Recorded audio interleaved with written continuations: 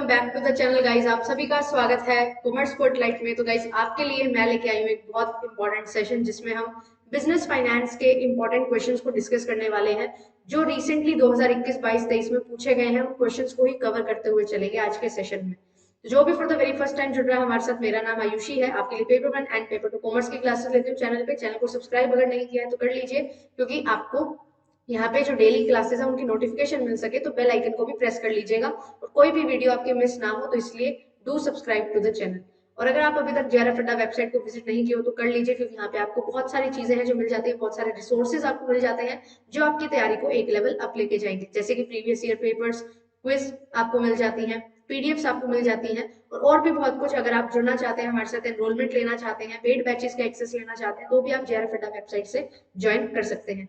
Test series अब last point of time पे बहुत ज्यादा इंपॉर्टेंट हो जाती है। तो आपको कंप्लीट 31 टेस्ट यहाँ पे मिलते हैं। पेपर 1 एंड पेपर 2 कॉमर्स के कंबाइंड टेस्ट सीरीज आपको मिल जाएगी, तो आप ज्वाइन कर सकते हैं। केवल पेपर 1 के लिए जुड़ना है तो केवल पेपर 1 के लिए भी आप ज्वाइन कर सकते हैं। इस तरीके से आप जाओगे वेबसाइट पे तो कोर्सेज में आपको टेस्ट सीरीज का ऑप्शन दिखाई देगा और वहां पे आप टैप करके जो भी आपको टेस्ट सीरीज परचेज करनी है आप कर सकते हैं। डिफरेंट पेपर 2 है, 10 पेपर 2 है जिनमें आपको सब्सक्रिप्शन यहाँ पे मिल जाता है। तो ये डिफरेंट 10 पेपर 2 एंड पेपर 1 की आपको टेस्ट सीरीज मिल जाएगी। और केवल पेपर 1 के लिए ज्वाइन करना चाहते हैं तो केवल पेपर 1 के लिए भी आप ज्वाइन कर सकते हैं। बैचेस में अगर एनरोलमेंट लेना चाहते हो तो बैचेस में भी एनरोलमेंट ले सकते हो। आपके लिए यहाँ पे पेपर 1 एंड पेपर 2 के कंप्लीट बैचेस हैं। केवल कॉमर्स के लिए जुड़ना है या केवल पेपर 1 के लिए जुड़ना है तो भी आप ज्वाइन कर सकते हैं। तो आज हम क्वेश्चन करने वाले हैं 2020 से लेके 2022 वाले। ठीक है, तो फाइनेंस के क्वेश्चन बहुत इंपॉर्टेंट होते हैं। लास्ट सेशन में हमने डिस्कस किए थे 18, 19 और कुछ 20 के क्वेश्चंस भी किए थे। आज हम डिस्कस करने वाले हैं कुछ 20, 21 और 22 के क्वेश्चंस। ठीक है, और कल आपके लिए जो सेशन रहेगा उसमें हम 2023 के क्वेश्चंस भी डिस्कस करते हुए चलेंगे। चलिए, क्वेश्चन नंबर 1 आपके सामने है, तो स्टार्ट करते हैं सेशन को। क्वेश्चन 1 आपसे पूछा जा रहा है कि इनमें से बताइए cost of equity capital calculate करने का कौन सा मेथड नहीं है।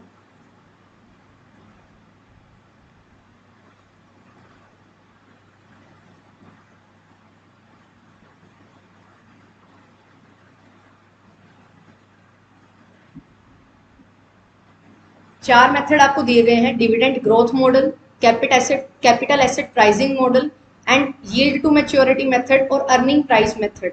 तो आपको बताना है इनमें से कौन सा ऐसा मेथड है जो cost of capital, equity capital को कैलकुलेट नहीं करता है। देयर आर डिफरेंट मेथड्स जो कॉस्ट ऑफ इक्विटी को कैलकुलेट करने के लिए हम यूज करते हैं। तो बताइए क्या होगा इसका correct answer. Option number D और ऑप्शन नंबर सी, दो आंसर आ रहे हैं मेरे पास। ध्यान से पढ़िए इस क्वेश्चन को, कौन सा मेथड नहीं है। तो आप जब कॉस्ट ऑफ इक्विटी कैपिटल निकालते हो तो आप डिविडेंड ग्रोथ मॉडल लेते हो, ठीक है, जिसको गॉर्डन मॉडल भी बोला जाता है, तो ये तो मेथड है। कैपिटल एसेट प्राइसिंग मॉडल भी है, ठीक है, सीएपीएम मॉडल सबसे बेस्ट मॉडल है ये।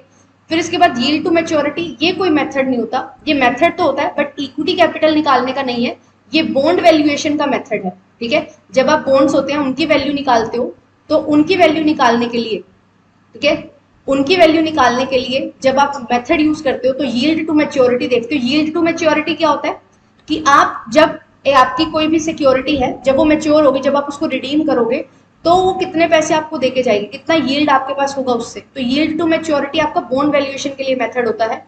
इक्विटी के लिए आपका यहाँ पे ये मेथड नहीं होता। अर्निंग प्राइसिंग अप्रोच जो होती है, अर्निंग प्राइस अप्रोच, ये आपकी अप्रोच है जहां पे आप ईपीएस को कैलकुलेट करते हैं। ठीक है, earning per share, dividend growth model में आप डीपीएस लेते हो प्लस ग्रोथ भी लेते हो। और कैपिटल एसेट प्राइसिंग मॉडल में आप ये चीज देखते हो कि आप जब एक्सेस प्रॉफिट लेने के लिए जितना रिस्क ले रहे हो उसके बदले में आपको कितना रिटर्न है जो मिलता है। तो ऑप्शन नंबर सी इसका करेक्ट आंसर हो जाएगा, जो कि इस पर्टिकुलर इक्विटी कैपिटल को निकालने के लिए मॉडल नहीं है हमारे पास। क्लियर, तो इस चीज का ध्यान रखेंगे। Yes, it is C only. Clear, चलिए सेकंड क्वेश्चन देखिए। Discount allowed on issue of share is an example of. आज क्वेश्चन मैं थोड़े इजी लाई हूँ, इजी इन द सेंस की फ्रेमिंग थोड़ी इजी है, बट क्वेश्चन अच्छे हैं तो ध्यान से समझते हुए चलिएगा, ध्यान से सोच समझ के आंसर दीजिएगा। Discount allowed on issue of share is an example of capital expenditure, revenue expenditure, deferred revenue expenditure या ऑल ऑफ दीज।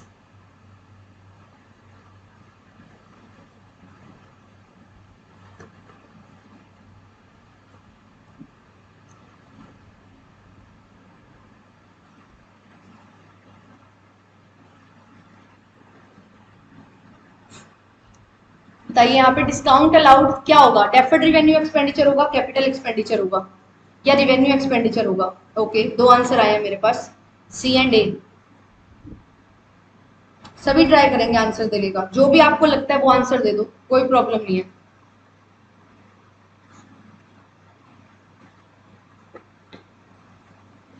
तो इसका जो करेक्ट आंसर है that is option number C only, deferred revenue expenditure होगा। ठीक है, जब भी आप डिस्काउंट अलाउ करते हो, इशू करते हो जब शेयर्स, उन पे वैसे तो ये अलाउड है नहीं, ठीक है, अभी डिस्काउंट पे आप शेयर इशू नहीं कर सकते हो, बट एक सेक्शन है जो अलाउ करता है, सेक्शन 53।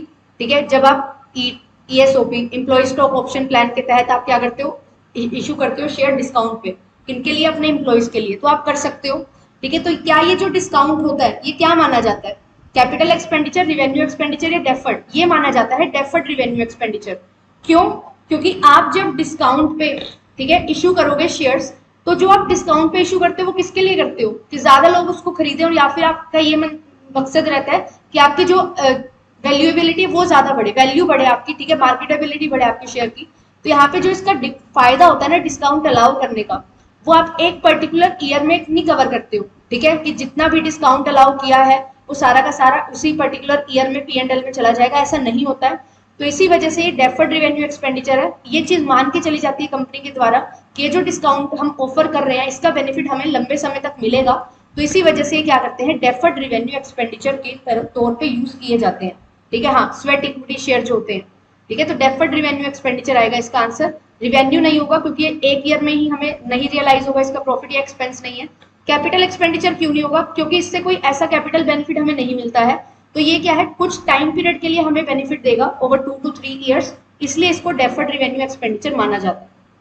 क्लियर, सी इसका बिल्कुल करेक्ट आंसर होगा। तो ये देखिए यहाँ पे क्या है, जो डिस्काउंट अलाउ किया जाता है कंपनी के द्वारा वो क्या है, एक कैपिटल लॉस है in the nature of deferred revenue expenditure. ठीक है, तो ये रिवेन्यू एक्सपेंडिचर क्यों नहीं है, क्योंकि ये सिर्फ एक साल के लिए नहीं हम देखते कि इसका बेनिफिट आपको तभी की तभी मिल जाता है, और पूरा एक ही अकाउंटिंग पीरियड में इसका बेनिफिट एग्जॉस्ट नहीं होता है, आपको लंबे समय तक बेनिफिट मिलता है, इसलिए इसको डेफर्ड रिवेन्यू एक्सपेंडिचर मानते हैं, जैसे कि एडवर्टीजमेंट को माना जाता है, सेम उसी तरीके से। चलिए नेक्स्ट क्वेश्चन देखिए, the overall capitalization rate and the cost of debt remain constant for all the degrees of financial leverage is advocated by। चार थ्योरीज हैं, एक थ्योरी कौन सी है, वो ऐसा बोलती है कि कॉस्ट ऑफ डेट कांस्टेंट रहेगी, कोई इंक्रीमेंट डिक्रीमेंट नहीं आएगा, जितना मर्जी आप क्या करते रहिए, आप financial leverage, sorry cost of debt नहीं, यहाँ पे एक मिनट रुको, कॉस्ट ऑफ इक्विटी लिखो, कॉस्ट ऑफ इक्विटी क्या रहेगी आपकी, कांस्टेंट रहेगी। ठीक है, नहीं ठीक है, क्वेश्चन ठीक है, सॉरी, ओवरऑल कैपिटलाइजेशन रेट है, ठीक है, ओवरऑल कॉस्ट ऑफ कैपिटल है, और कॉस्ट ऑफ डेट है, वो कांस्टेंट रहेंगे, आप जितना मर्जी फाइनेंशियल लीवरेज यूज करते रहिए अपनी कंपनी में। तो किस थ्योरी ने ऐसा बोला है, traditional approach, net income approach, net operating income approach या MM अप्रोच? ये पर्टिकुलर थ्योरी से क्वेश्चन आना ही आना है, एक क्वेश्चन गारंटीड है। Okay, option number A answer आ रहा है मेरे पास, रियली, थोड़ा ध्यान से पढ़िए क्वेश्चन, थोड़ा ध्यान से। Overall capitalisation rate, overall cost of capital और कॉस्ट ऑफ डेट कांस्टेंट रहेगी, ट्रेडिशनल अप्रोच में कब से होने लगा ऐसा? गाइस इसका डायग्राम ध्यान में रखो और फिर आंसर देने की कोशिश करो। एक आंसर आया option number B, net income approach. यहाँ पे दो तरीके से अप्रोच बाइफरकेट है ना, रेलिवेंट अप्रोच है और इररेलिवेंट अप्रोच है। क्लियर, रेलिवेंट अप्रोच क्या बोलती है कि आपके कैपिटल स्ट्रक्चर का इफेक्ट पड़ेगा, ठीक है, कॉस्ट ऑफ कैपिटल पे। ये क्या बोलते हैं कि इफेक्ट नहीं पड़ता है, इफेक्ट नहीं पड़ता है मतलब कांस्टेंट रहेगी कॉस्ट, तो कौन सी अप्रोच आएगी, इररेलिवेंट अप्रोच आएगी, ये तो क्लियर है। इररेलिवेंट अप्रोच आएगी तो रेलिवेंट अप्रोच है ट्रेडिशनल, इसको कांटा लगाओ। नेट इनकम अप्रोच भी क्या है आपकी, रेलिवेंट अप्रोच है, इसको भी कांटा लगाओ, आएंगे इन दोनों में से। अब यहाँ पे क्या चीज आती है, कॉस्ट ऑफ डेट आपकी कांस्टेंट रहेगी और overall cost of capital. Diagram याद आ रहा है ये वाला, यहाँ पे क्या होता है, कॉस्ट ऑफ इक्विटी आपकी क्या हो रही है, यहाँ पे कम हो रही है, overall cost of capital same हो रही है, कॉस्ट ऑफ डेट, यहाँ पे कॉस्ट ऑफ इक्विटी आपकी क्या होती है, बढ़ती जाती है जैसे जैसे आप डेट बढ़ा रहे होते हो। ठीक है, तो जितना बेनिफिट आपको कॉस्ट ऑफ डेट से मिलता है ना, उतना ही बेनिफिट यहाँ पे आपका कॉस्ट ऑफ इक्विटी से वो क्या हो जाता है, सेट ऑफ हो जाता है। क्योंकि कॉस्ट ऑफ इक्विटी वालों के मन में क्या आता है, फियर आता है कि अब हमें क्या है, ज्यादा डेट यूज कर रहे हो, जो आपकी फिक्स्ड कॉस्ट है, फिक्स्ड इंटरेस्ट कॉस्ट है बेसिकली, वो बढ़ेगी। तो इक्विटी के मन में भी क्या आता है, रिस्क राइज होता है, जिसकी वजह से वो अपनी कॉस्ट बढ़ा देते हैं। तो ओवरऑल कॉस्ट ऑफ कैपिटल क्या आ जाती है, कांस्टेंट हो जाती है। जितना बेनिफिट डेट से हुआ उतना ही कॉस्ट ऑफ इक्विटी बढ़ गई। तो ये किस में होता है, नेट ऑपरेटिंग इनकम अप्रोच में होता है ये। तो ऑप्शन नंबर सी इसका करेक्ट आंसर होगा। ऑप्शन नंबर ए भी नहीं होगा, बी भी नहीं होगा। एक चीज याद रख लो, रेलिवेंट है और इरेलीवेंट है थ्योरीज। दो रेलिवेंट है, ट्रेडिशनल और नेट इनकम अप्रोच। और इरेलीवेंट कौन सी है, नेट ऑपरेटिंग इनकम अप्रोच और एमएम अप्रोच। यहाँ पे किसके बारे में बात होती है, रेलिवेंट और इरेलीवेंट का मतलब क्या है, बेसिस क्या है, बेसिस है overall cost of capital. Overall cost of capital अगर कांस्टेंट है तो इसका मतलब क्या है, नेट ऑपरेटिंग इनकम अप्रोच आएगी।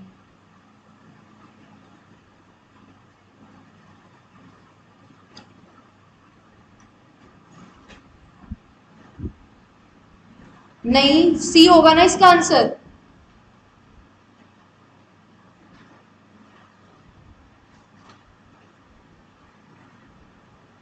यार नेट इनकम अप्रोच तो रेलिवेंट अप्रोच है।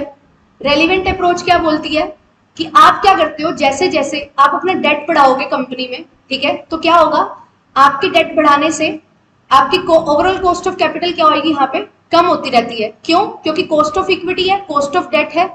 आप जितना डेट बढ़ाओगे उतना आपको टैक्स एडवांटेज होता रहेगा। टैक्स एडवांटेज होने की वजह से आपकी जो ओवरऑल कॉस्ट ऑफ कैपिटल है वो क्या होती रहेगी, कम होती रहेगी। ये है नेट इनकम अप्रोच का डायग्राम। जो मैंने बनाया था वो नेट ऑपरेटिंग इनकम अप्रोच का ही था, ठीक है, ये नेट ऑपरेटिंग इनकम अप्रोच का है। इसमें कंफ्यूजन होती है तो ध्यान से इन डायग्राम्स को याद रखो। क्लियर। तो नेट ऑपरेटिंग इनकम अप्रोच इसका करेक्ट आंसर हो जाएगा, क्योंकि यहाँ पे ओवरऑल कॉस्ट ऑफ कैपिटल क्या होती है, कांस्टेंट रहती है, और डेट की कॉस्ट भी क्या है, कांस्टेंट रहती है। क्लियर। तो ये चीज आपको याद रखनी है। चलिए नेक्स्ट क्वेश्चन देखिए।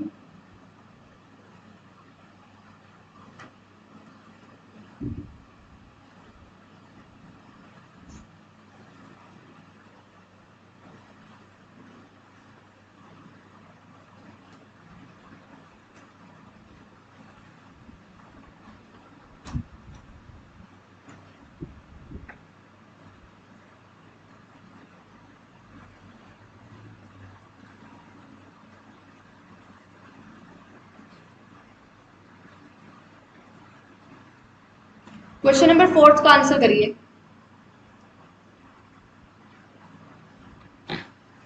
सीएपीएम मॉडल की बात की जा रही है, यहाँ पे आपके पास इंफॉर्मेशन गिवन है, आंसर आपको बताना है।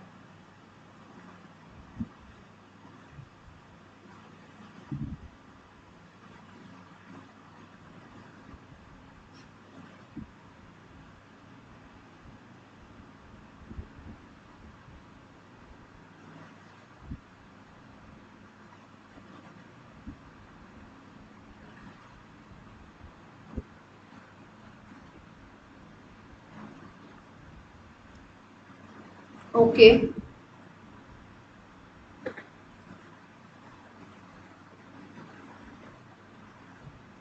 ऑप्शन नंबर सी आंसर आ रहा है।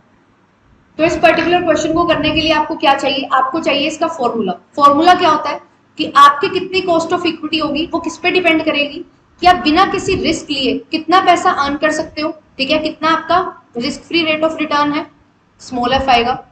देन इसके बाद आप क्या करते हो, प्लस क्या करते हो, कितना आप रिस्क ले रहे हो, ठीक है, रिस्क लेने से मार्केट में कितना रिस्क प्रीमियम आपको मिलेगा, ठीक है, वो चीज आपको लेनी है।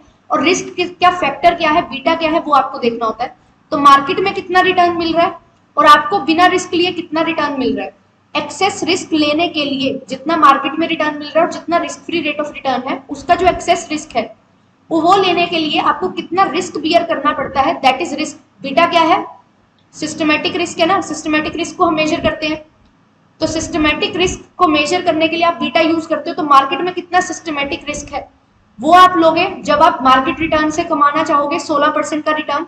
तो यहाँ पे ये वैल्यू पे आप क्या निकालते हो, कॉस्ट ऑफ इक्विटी निकालते हो कि कितना रिटर्न हमारे जो शेयर होल्डर्स है वो एक्सपेक्ट करते हैं कि क्यों वो आपकी कंपनी में इन्वेस्ट करें, आप इतना क्या कुछ खास दोगे। तो ये खास क्या देते हैं, ये रिटर्न ज्यादा देते हैं risk free rate of return से। और किससे एसोसिएटेड है रिटर्न, रिटर्न हमेशा रिस्क से एसोसिएटेड रहेगा। Higher the risk higher will be the return, ठीक है। तो यहाँ पे आप फॉर्मूला आपका कैसे बनता है ये चीज मैंने एक्सप्लेन कर दी। अब इसमें आपको पुट करते जाना है, फॉर्मूला में पुट करोगे 9 + 1.4 × 16 - 9, तो आपके पास आंसर आ जाएगा 9 इंटू 1.4 इंटू 7। तो आप इसको सोल्व करोगे 18.8 आपके पास क्या आ जाएगा, आंसर आ जाएगा। कॉस्ट ऑफ इक्विटी कितनी हो जाएगी, 18.8%। Clear, C is the very correct answer. चलिए नेक्स्ट क्वेश्चन देखिए, अगेन थ्योरीज का है, यहाँ पे 2 थ्योरीज और ऐड है। कैपिटल स्ट्रक्चर थ्योरीज आपका कंप्लीट ही हो जाएगा एक हिसाब से यहाँ से।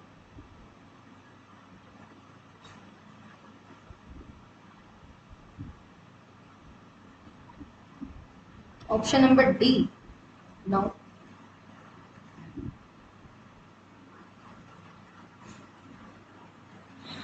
मैच करना है आपको, डिफरेंट कैपिटल स्ट्रक्चर थ्योरीज दी हुई है।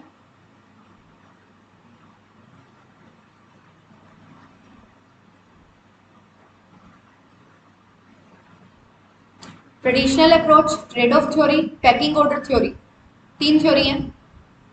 कौन सी थ्योरी, कौन सी अप्रोच है, वो कौन सी कंपनी अप्लाई करेगी, वो चीज आपको देखनी है। यहाँ पे हाईली प्रॉफिटेबल कंपनी है।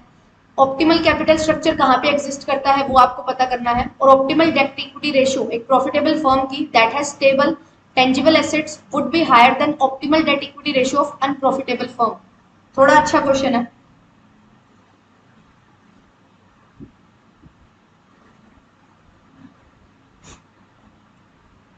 तो इसका जो करेक्ट आंसर होगा that will be option number B. ठीक है, एक ही ऑप्शन से ये क्वेश्चन हो रहा था। अगर आपको नहीं भी पता ना कि ट्रेड ऑफ थ्योरी क्या है, पैकिंग ऑर्डर थ्योरी क्या है, आप एक चीज यहाँ पे कर सकते थे, ट्रेडिशनल अप्रोच से ये क्वेश्चन हो सकता था। ट्रेडिशनल अप्रोच में क्या होता है, ऑप्टिमम कैपिटल स्ट्रक्चर एग्जिस्ट करता है। ऑप्टिमम कैपिटल स्ट्रक्चर कैसे, क्या आप डेट ले रहे होते हो, ठीक है, उससे क्या होता है, सबसे पहले तो डेट लेने से आपकी ओवरऑल कॉस्ट ऑफ कैपिटल कम होती है एज पर एनआई अप्रोच। फिर ये कांस्टेंट हो जाती है किस अप्रोच के तहत, as per NOI approach. Then इसके बाद यहाँ पे ये बढ़ना स्टार्ट कर देती है जैसे जैसे आप और डेट को इंक्रीज करते हो।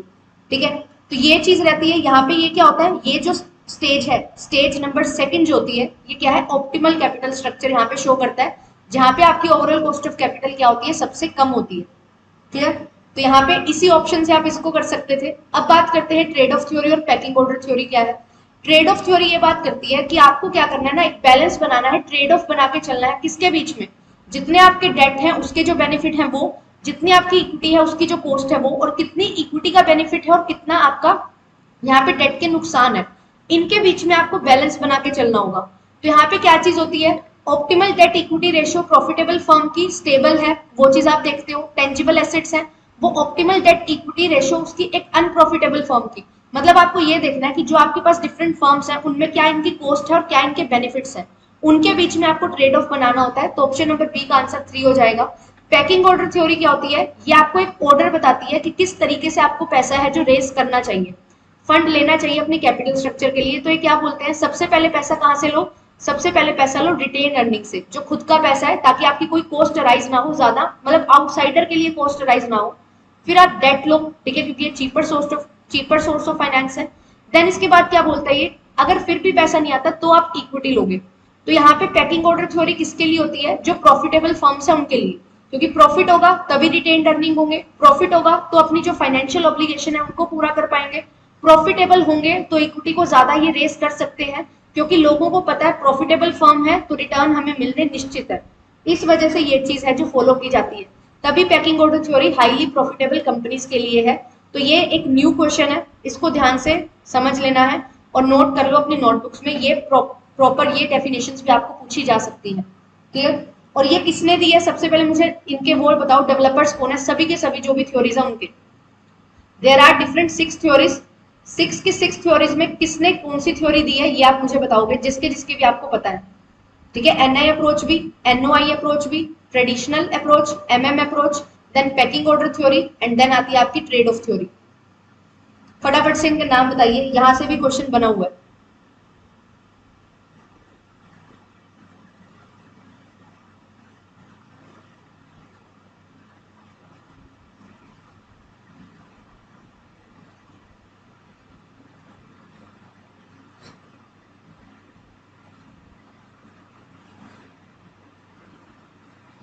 कैपिटल स्ट्रक्चर की अजम्पशंस भी इंपॉर्टेंट है। ठीक है, कि आपकी डेट इक्विटी रेशियो क्या रहेगी, कांस्टेंट रखनी है आपको, 100% पे आउट रेशियो रखनी होती है, ये सारी चीजें। ओके, डेविड ड्यूरैंड ने क्या दी है, नेट इनकम अप्रोच और net operating income approach David Durand ने दी है। ट्रेडिशनल अप्रोच किसने दी है? एजरो सोलोमन ने दी है। एमएम अप्रोच किसने दी है? मोदी गिलानी और मिलर ने दी है, दो लोगों ने मिलकर दी है। ठीक है, इन्होंने क्या दिया था यहाँ पे? डिविडेंड थ्योरी भी इन्होंने दी है एमएम अप्रोच में ही। फिर इसके बाद यहाँ पे क्या दी है? एमएम अप्रोच के बाद आती है ट्रेड ऑफ थ्योरी। इसका कोई पर्सन नहीं है कि किसने दी है, ठीक है, ये यहाँ पे इसका कोई नहीं है प्रोपाउंडर। पर यहाँ पे जो आपकी पैकिंग ऑर्डर थ्योरी है, ये किसने दी है? ये मेयर्स, लिख लीजिए अगर आपको नहीं पता है, मेयर्स एंड मेलूफ ने दी है। ये क्वेश्चन पूछा जा चुका है, दिस इज इंपॉर्टेंट। ठीक है, इनके प्रोपाउंडर कौन है? क्लियर, ये आप लिख लीजिए। बिल्कुल सही। ठीक है, पैकिंग ऑर्डर थ्योरी किसने दी है? मेयर्स एंड मेलोफ ने दी है। और ये किस पे बात करता है? ये बात करता है असिमेट्रिकल इंफॉर्मेशन। किसके पास है असिमेट्रिकल इंफॉर्मेशन? जो बोर्ड ऑफ डायरेक्टर्स हैं और जो शेयर होल्डर्स हैं। मैनेजर्स और शेयर होल्डर्स अलग अलग है, इंफॉर्मेशन भी उनके पास अलग अलग होती है। इसी इंफॉर्मेशन पे, इसी असिमेट्रिकल इंफॉर्मेशन पे ये थ्योरी बेस्ड है कि किस अकॉर्डिंग आपको डिसीजन है जो लेने होते हैं वो मैनेजर्स आपके ज्यादा समझते हैं as compare to shareholders. चलिए नेक्स्ट क्वेश्चन देखिए।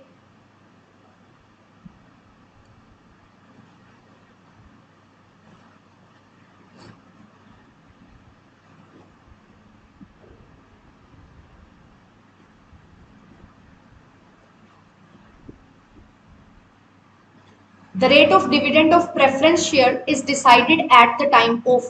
जब आप प्रेफरेंस शेयर इशू करते हो तो डिविडेंड कितना दोगे उस पर कब डिसाइड किया जाता है? At the time of issue, at the time of redemption, at the time of payment, या फिर at the time of dissolution of company?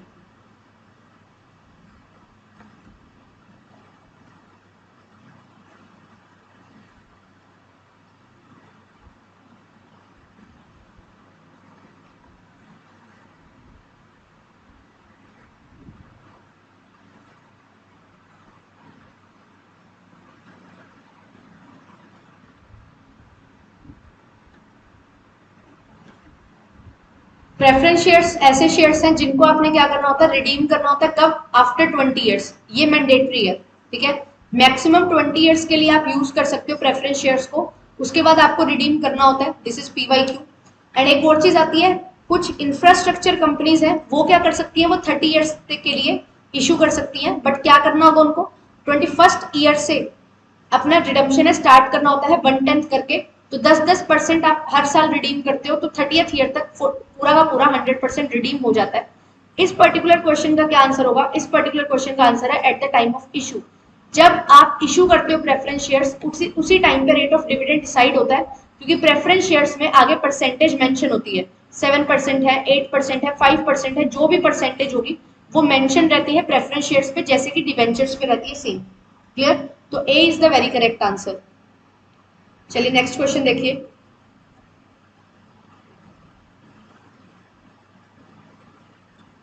Banks किस तरीके की कौन सी टेक्निक यूज करते हैं वर्किंग कैपिटल फोरकास्ट को देखने के लिए कि कितना वर्किंग कैपिटल का रिक्वायरमेंट होगा उनको? तो किस टेक्निक को यूज करते हैं? वर्किंग कैपिटल मैनेजमेंट आप पढ़ते हो, ठीक है, बिजनेस फाइनेंस में बहुत इंपॉर्टेंट टॉपिक है। तो एक कौन सी टेक्निक यूज की जाती है वर्किंग कैपिटल फोरकास्ट करने के लिए?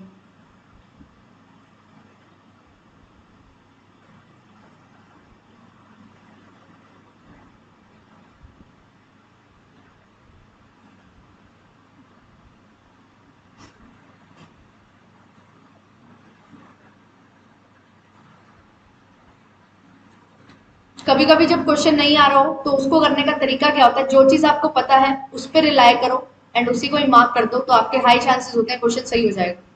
ठीक है,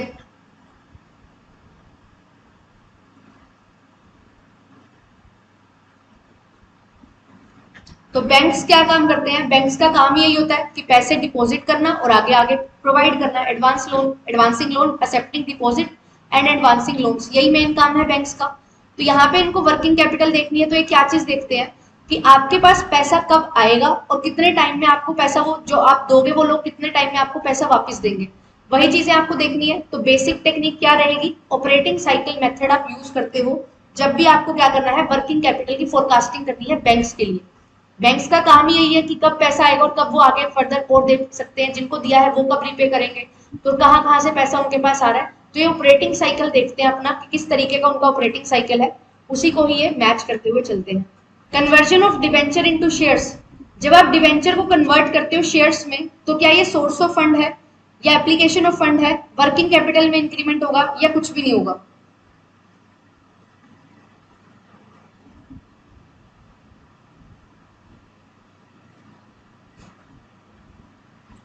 conversion of debenture into shares, option number ए।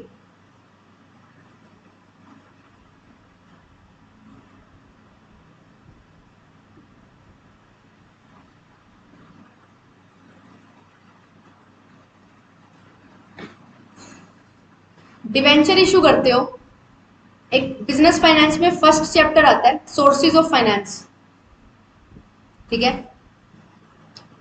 तो क्या डिवेंचर सोर्सेज ऑफ फाइनेंस नहीं है? डिवेंचर भी तो सोर्स ऑफ फाइनेंस है। तो डिवेंचर को शेयर में कन्वर्ट करके एक्स्ट्रा पैसा तो आपको मिलेगा नहीं।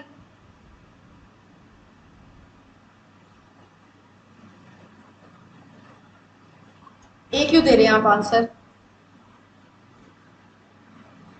डिवेंचर को शेयर में आप कन्वर्ट कर रहे हो। ये चीज हो सकती है कि परमानेंट सोर्स ऑफ फाइनेंस बन सकता है शेयर में कन्वर्ट होकर, डिवेंचर तो आपको रीपे करना ही होगा। तो सोर्सेज ऑफ फंड नहीं होगा इसका आंसर। इसका आंसर है नन ऑफ दीज, कुछ भी नहीं होगा इसमें। आपके पास डिवेंचर थे, वो भी आपका एक सोर्स ही है, ठीक है? आपके पास जो शेयर्स हैं वो भी आपका एक सोर्स ही है, दोनों ही क्या है? ये तो सोर्स है।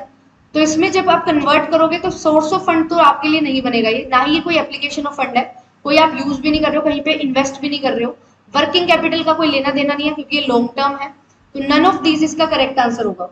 No, option number D will be the correct answer. जब आप कन्वर्ट कर रहे हो डिवेंचर को शेयर्स में तो ये सोर्स ऑफ फंड नहीं हुआ है आपके लिए, ना ही कोई एप्लीकेशन है, क्योंकि आपके पास ये पैसा कहाँ था? पहले भी इक्विटी साइड में यहाँ पे लिखा हुआ था, यहाँ पे equity side, equities and liability side में, ठीक है? पहले कहाँ पे था? लॉन्ग टर्म लाइबिलिटीज में था। अब ये पैसा कहाँ पे आ जाएगा? अब ये शेयर होल्डर के फंड में आ जाएगा। सिर्फ ये फर्क पड़ेगा, ये सोर्स ऑफ फंड आपके लिए नहीं बनेगा क्योंकि एज अ डिवेंचर भी आपके लिए सोर्स ऑफ फंड ही था, ठीक है? तो यहाँ पे पहले भी वही था, अब भी वही रहेगा। तो none of these will be the correct answer. D इसका करेक्ट आंसर होगा। और ये प्रीवियस ईयर क्वेश्चन है, महाराष्ट्र उसका है, एमपी सेट का है, तो वहां पे आंसर की में भी मैंने चेक किया था, ऑप्शन नंबर डी ही इसका correct answer. Clear?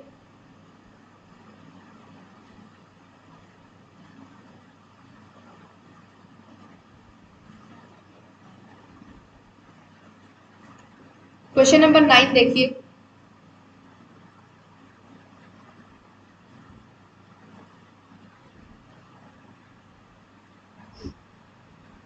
As per the modern approach to finance function the following decision are taken. कितने कितने डिसीजन लिए जाते हैं और किस डिसीजन में क्या क्या चीज आती है, मेरे को ये सब बताएंगे।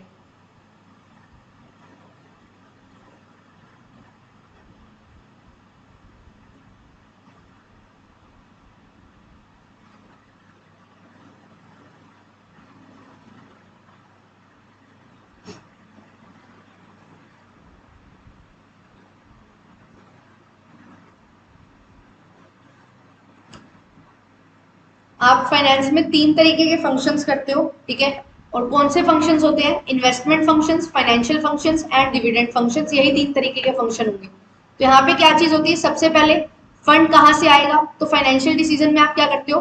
सोर्सेज ऑफ फाइनेंस पढ़ते हो एंड कॉस्ट ऑफ कैपिटल पढ़ते हो। क्यों पढ़ते हैं कॉस्ट ऑफ कैपिटल? क्योंकि कहाँ से पैसा लेना है ये तो हमें पता लग गया, कितनी कॉस्ट पे पैसा मिलेगा वो भी तो हमें देखना है कि हम कोई ज्यादा कॉस्ट पे पैसा ना ले ले। ऐसी कॉस्ट रखो जहां पे ओवरऑल कॉस्ट ऑफ कैपिटल क्या रहेगी? कम रहेगी। ओवरऑल कॉस्ट ऑफ कैपिटल को ध्यान में रखना है क्योंकि वैल्यू ऑफ फर्म इससे बढ़ने वाली है। फिर इसके बाद आपके पास और डिसीजन में यहाँ पे क्या आते हैं? आप इसके बाद क्या देखते हो? फाइनेंशियल डिसीजन में ही आप कैपिटल स्ट्रक्चर देखते हो कि कैपिटल स्ट्रक्चर कैसा रखा जाए, डेट और इक्विटी का कितना कॉम्पोनेंट रखा जाए कि हमारे पास क्या हो, हमारे पास हमारी जो वैल्यू है वो फर्म की बढ़ती रहे, ओवरऑल कॉस्ट ऑफ कैपिटल कम ही रहे, ठीक है? और कैपिटल स्ट्रक्चर पढ़ते हुए हमें एक और टॉपिक पढ़ना पड़ता है, that is leverage. Leverage important है। फिर इसके बाद इन्वेस्टमेंट में आप 2 डिसीजन लेते हो, long term decision and short term decision. तो यहाँ पे आप क्या पढ़ते हो? Capital budgeting decisions and working capital management decisions. Then dividend है, पैसा पे कर किस डिविडेंड के रूप में देना है या आपको रिटेन करके रखना है, ये डिसीजन लिया जाता है। डिविडेंड देना फायदेमंद रहेगा या नहीं, ये हम देखते हैं डिविडेंड डिसीजन की थ्योरीज में। यहाँ पे 2 तरीके की थ्योरीज आएंगी, relevant theories and irrelevant theories. Relevant theories क्या बोलती है कि डिविडेंड दो तो मार्केट प्राइस बढ़ेगा। इररेलिवेंट थ्योरी क्या बोलती है? डिविडेंड के देने या ना देने से मार्केट प्राइस पे कोई फर्क नहीं पड़ता है, MM अप्रोच यहाँ पे आएगी अगेन, और यहाँ पे गॉर्डन मॉडल, वोल्टर मॉडल, ये आते हैं जो बोलते हैं कि डिविडेंड देना इज रेलिवेंट। तो ऑल ऑफ दीज इसका क्या हो जाएगा, करेक्ट आंसर हो जाएगा। चलिए नेक्स्ट क्वेश्चन देखिए।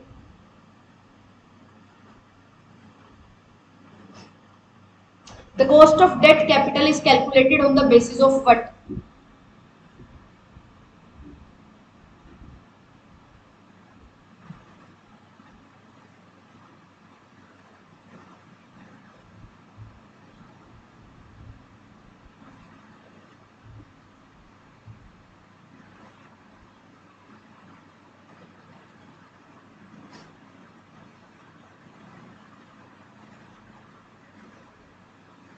कॉस्ट ऑफ डेट कैपिटल किस बेसिस पे आप निकालते हो?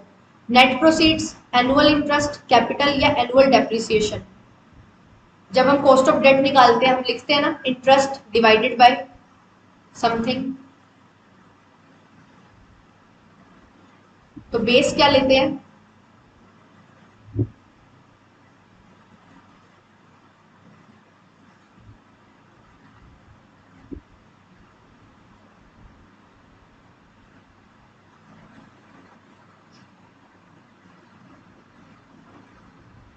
तो ये क्या होगा इसका करेक्ट आंसर? ऑप्शन नंबर ए इसका करेक्ट आंसर आ रहा है।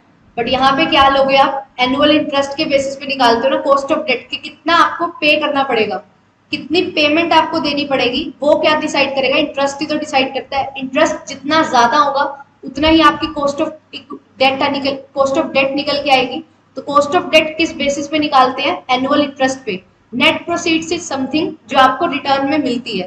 बेसिस का मतलब हमेशा यही नहीं होता कि जो बेस वैल्यू आती है वही होगा। कंफ्यूज किया था और कंफ्यूज हो गए। इंटरेस्ट के बेसिस पे कितना इंटरेस्ट देना है, जितना ज्यादा इंटरेस्ट देना पड़ेगा उतना ही तो कॉस्ट ऑफ डेट बढ़ेगी।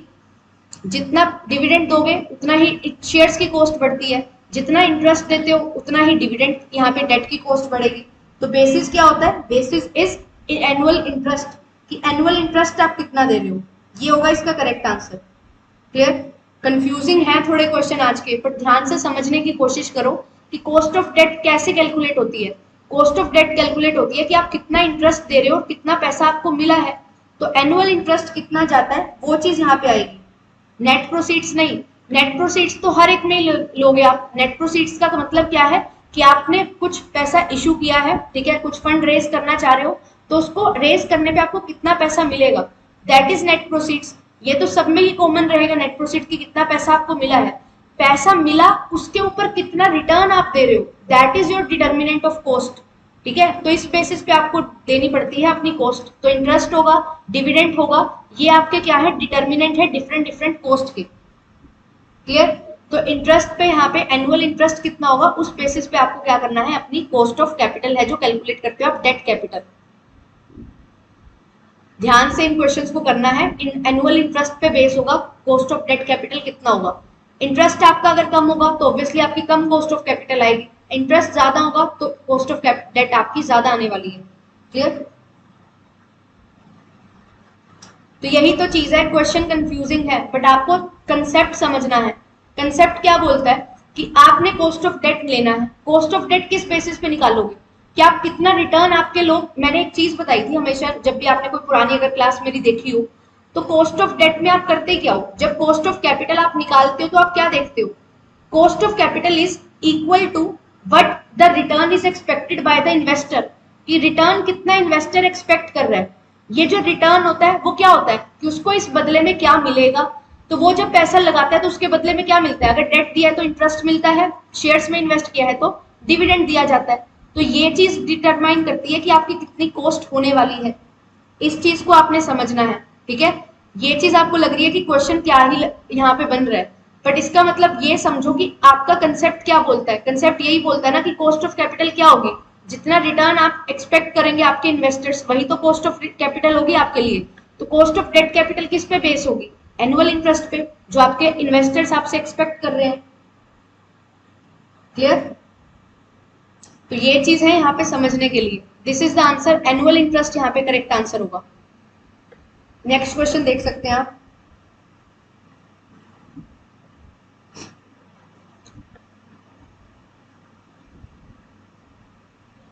चीपर सोर्स ऑफ फाइनेंस पूछा जा रहा है आपसे कि डेट फाइनेंसिंग एक चीपर सोर्स ऑफ फाइनेंस है, ऐसा क्यों?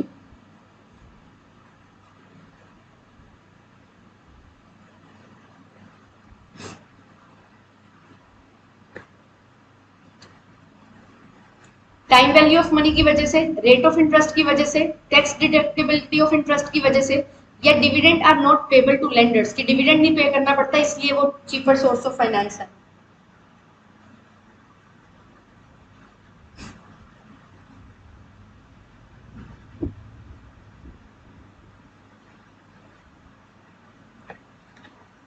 तो यहाँ पे जो करेक्ट आंसर होगा that will be option number C, क्योंकि जब आप इंटरेस्ट पे करते हो तो इंटरेस्ट से आपको क्या मिलती है? टैक्स डिडक्टिबिलिटी मिलती है। मतलब क्या है कि आप जब टैक्स डिडक्ट करने वाले होते हो ना, उससे पहले ही आपका क्या है, इंटरेस्ट की वैल्यू माइनस हो जाती है, जिसकी वजह से यहाँ पे क्या है, ये चीपर सोर्स ऑफ फाइनेंस यहाँ पे बन जाता है। कंपनी को टैक्स नहीं पे करना पड़ेगा इसके लिए। दैट इज वाई यहाँ पे क्या होगा, जो डेट है वो क्या है, चीपर सोर्स ऑफ फाइनेंस है, क्योंकि यहाँ पे आपको टैक्स डिडक्टिबिलिटी मिलती है इंटरेस्ट पे। Yes, option number C is the very correct answer. कहाँ चले गए थे? गूगल करने गए थे क्या क्वेश्चन, कि गूगल पे देख के आते हैं क्या होगा इसका करेक्ट आंसर? ये जो क्वेश्चन है थोड़ा अच्छा लेवल का था, इसको समझ के चलना। इसका जो कंसेप्ट था, ये चीज मैंने आपको समझाई है। दिस इज द कंसेप्ट कि cost is return expected bye investor. ठीक है, चलिए नेक्स्ट क्वेश्चन देखिए, क्वेश्चन नंबर 12।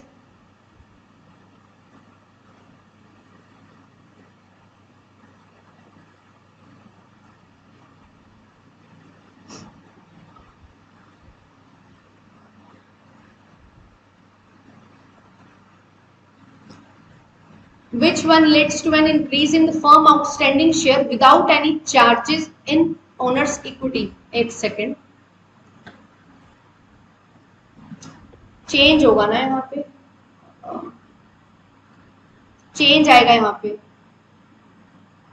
ओनर्स इक्विटी में कोई चेंज नहीं हो रहा, ठीक है, बट आपकी यहाँ पे क्या है, शेयर्स आपके बढ़ जाते हैं। क्या मेथड होता है वो? बहुत अच्छा टॉपिक है।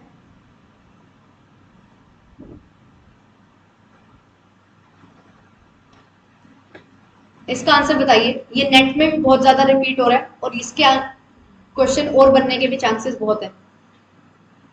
इनमें से क्या टेक्निक यूज करने से आपके शेयर्स तो बढ़ जाएंगे बट ओनर की इक्विटी में कोई चेंज नहीं होगा?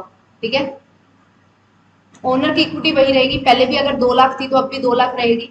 ठीक है, पहले अगर 20 लाख थी तो अब भी 20 लाख ही रहेगी, कोई चेंज नहीं आएगा। तो इसका जो करेक्ट आंसर होगा that is option number A, stock split. Stock split क्या होता है? ये एक ऐसी टेक्निक है, जब आप कब यूज करते हो इस टेक्निक को, जब आपके जो शेयर होते हैं ना उसकी मार्केट प्राइस बहुत ज्यादा बढ़ जाती है, और इतनी ज्यादा बढ़ जाती है कि उसकी लिक्विडिटी खत्म होने लगती है। लोग इतनी जल्दी उसको परचेज नहीं कर सकते क्योंकि बहुत महंगा आपका शेयर हो गया है, तो वो उसकी जो ट्रेडेबिलिटी होती है ना सेकेंडरी मार्केट में, वो खत्म होने लगती है। तो कंपनी को क्या लगता है, अब क्या किया जाना चाहिए, इस शेयर के टुकड़े कर देने चाहिए। जो शेयर की वैल्यू आपके पास क्या है, फॉर एग्जाम्पल एक शेयर है उसकी वैल्यू 50,000 हो गई, ठीक है, उसकी फेस वैल्यू कितनी थी? फेस वैल्यू उसकी 100 रुपए थी, बट मार्केट प्राइस अब कितना हो गया, 50,000 हो गया। तो लोग 50,000 का शेयर नहीं खरीद पा रहे, तो ये क्या करते हैं, इसके 10 टुकड़े कर दिए इन्होंने 5-5 हजार के, जिसकी वजह से क्या हुआ, काफी लोग हैं जो अब इसको खरीद पाएंगे, तो इसकी लिक्विडिटी बढ़ेगी, मार्केटेबिलिटी बढ़ेगी। तो यही मेन मकसद रहता है स्टॉक स्प्लिट करने का। और एक यहाँ पे इंपॉर्टेंट पॉइंट ये है कि स्टॉक स्प्लिट आप कब तक कर सकते हो, ये क्वेश्चन बन सकता है। तो स्टॉक स्प्लिट तब तक किया जा सकता है जब तक फेस वैल्यू ऑफ शेयर 1 के बराबर ना हो जाए। दिस इज द एक और concept, this is one more concept. क्या है ये, कि जब तक आप स्टॉक स्प्लिट कर सकते हो जब तक फेस वैल्यू 1 के बराबर नहीं आ सकती। मतलब ये जो शेयर है इसके 100 टुकड़े हो सकते हैं, इसके ज्यादा टुकड़े नहीं हो पाएंगे 100 से। एक फेस वैल्यू 1 रुपया तो कम से कम रहनी चाहिए, ये आप ध्यान में रखेंगे स्टॉक स्प्लिट के केस में। Yes, option number A is the very correct answer. Share buyback क्या होता है, अपने शेयर मार्केट से दोबारा आप ले लेते हो, तो यहाँ पे तो शेयर आउटस्टैंडिंग क्या हो जाते हैं, कम हो जाते हैं। ठीक है, तो यहाँ पे शेयर आउटस्टैंडिंग कम होंगे, प्लस आपकी जो ओनर की इक्विटी है वो भी कम हो जाएगी। डाइल्यूटेड ईपीएस क्या है, ये तो अर्निंग पर शेयर है, इससे कोई इफेक्ट नहीं यहाँ पे होगा। ईएसओपी में क्या होगा, यहाँ पे ओनर्स की इक्विटी में भी चेंज आएगा ना, क्योंकि आपके एम्प्लॉयज भी अब ओनर्स में काउंट होंगे, इक्विटी शेयर है उनके पास, बट यस आउटस्टैंडिंग शेयर भी आपके बढ़ेंगे, तो इससे दोनों चीजें बढ़ेंगी, तो ये भी आंसर नहीं होगा। Stock split is the correct answer. List 1 को लिस्ट 2 से आपको मैच करना है। अगेन यहाँ पे फिर से आपके पास क्या आ रही है, डिफरेंट टेक्निक्स पूछी जा रही है, थ्योरीज पूछी जा रही है, और आपको कैपिटल बजटिंग के टेक्निक से क्वेश्चन है और कंसंट्रेशन बैंकिंग एक टर्म दी गई है, मैच करना है आपको।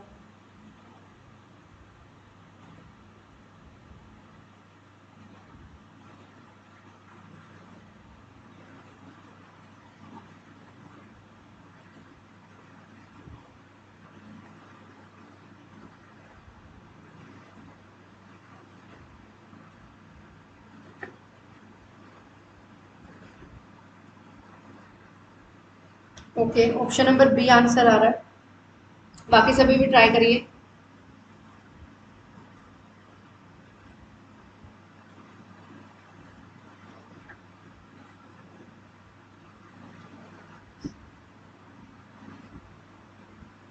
Net income approach, profitability index, concentration banking और लोअर रेट ऑफ रिटर्न।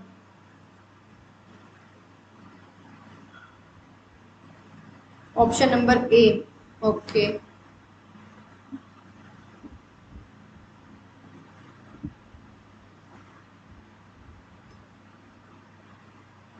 दो ऑप्शन से होने वाला क्वेश्चन है, ऑप्शन नंबर बी। चलिए, तो इसका करेक्ट आंसर क्या होगा? करेक्ट आंसर होगा ऑप्शन नंबर ए। कैसे आएगा बी?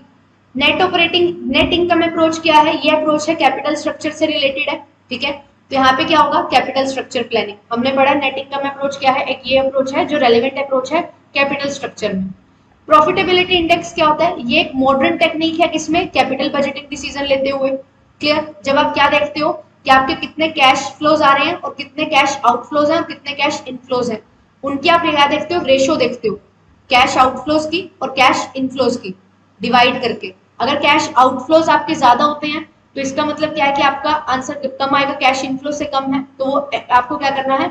उस पर्टिकुलर प्रोजेक्ट को रिजेक्ट करना है। बट अगर आपके कैश फ्लोज क्या है? ज्यादा, इनफ्लोज ज्यादा है आउटफ्लो से, तो आप उसको एक्सेप्ट करते हो। तो ये प्रॉफिटेबिलिटी इंडेक्स बताता है। कंसेंट्रेशन बैंकिंग किसमें आता है? ये वर्किंग कैपिटल मैनेजमेंट में हम पढ़ते हैं कंसेंट्रेशन बैंकिंग, ठीक है। लोअर रेट ऑफ रिटर्न क्या होता है? Over capitalisation. ओवर कैपिटलाइजेशन का मतलब क्या है कि आपने जितना पैसा आपको फर्म में चाहिए उससे ज्यादा लगा रखा है और आपको जो रिटर्न मिल रहा है वो आपको कम मिल रहा है, तो लोअर रेट ऑफ रिटर्न यहाँ पे हुआ ना ओवर कैपिटलाइजेशन से। कैसे ओवर कैपिटलाइजेशन क्या होता है कि आप क्या कर रहे हो? आपके पास आप जितना रिटर्न जनरेट कर रहे हो ना, वो कितना है? फॉर एग्जाम्पल 10% है, ठीक है। और मार्केट में 10% का रिटर्न आप जनरेट कर सकते हो, तो आपको 10% का रिटर्न आप जनरेट कर रहे हो कितने पैसे पे? मार्केट में कितने पैसे लगा रखे हैं? 10 लाख रुपए लगा रखे हैं और उस पर 10% का रिटर्न मार्केट में मिलता है, तो मतलब आपको 1 करोड़ रुपए की इन्वेस्टमेंट करनी है। आपने कर रखी है 1.5 करोड़ रुपए की इन्वेस्टमेंट, तो भी आप सिर्फ 10% ही कमा पा रहे हो। तो इसका मतलब ये आपने क्या कर रखा है? अपनी फर्म को, अपनी कंपनी को ओवर वैल्यू कर रखा है, ज्यादा पैसा लगा रखा है जितने पैसे की रिक्वायरमेंट है, तभी तो आपको कम रेट ऑफ रिटर्न मिल रहा है। मार्केट बोलती है कि 10% मिलता है 10 लाख पे, तो मतलब 1 करोड़ की आपकी इन्वेस्टमेंट होनी चाहिए, आपने 1.5 करोड़ की कर रखी है, मतलब आपको कम रिटर्न मिल रहा है। तो यहाँ पे क्या है? Lower rate of return over capitalisation की वजह से आता है। हायर रेट ऑफ रिटर्न आपको मिलता है किसकी वजह से? यहाँ पे जब आप क्या करते हो? अंडर यूटिलाइजेशन या अंडर कैपिटलाइजेशन करते हो, तो आपको रिटर्न यहाँ पे क्या मिलता है? कम ही मिल पाएगा। तो यहाँ पे lower rate of return problem किससे मिलती है? ओवर कैपिटलाइजेशन से, कि जितना रिक्वायर्ड है उससे भी ज्यादा पैसा लगा रखा है, पैसा वेस्ट हो रहा है आपका। तो यहाँ पे ऑप्शन नंबर ए इसका बिल्कुल करेक्ट आंसर होगा। क्लियर? फिर इसके बाद देखिए, ये क्वेश्चन है, question number 15। Which of the following is not the function of foreign exchange market? Foreign exchange market का इनमें से क्या फंक्शन नहीं है? ये पर्टिकुलर टॉपिक बहुत ज्यादा पूछा जाने लगा है, ठीक है। आज मैं डेरिवेटिव्स के क्वेश्चन नहीं लेके आई हूँ, डेरिवेटिव्स के भी क्वेश्चन पूछे जाते हैं, उनको भी हम कवर करते हुए चलेंगे फर्दर क्लासेस में। परसों एक और क्लास लूंगी मैं फाइनेंस की, उसमें हम डेरिवेटिव्स भी पढ़ेंगे, ऑप्शंस, फॉरवर्ड, फ्यूचर्स, वो सारी चीजें कवर करेंगे।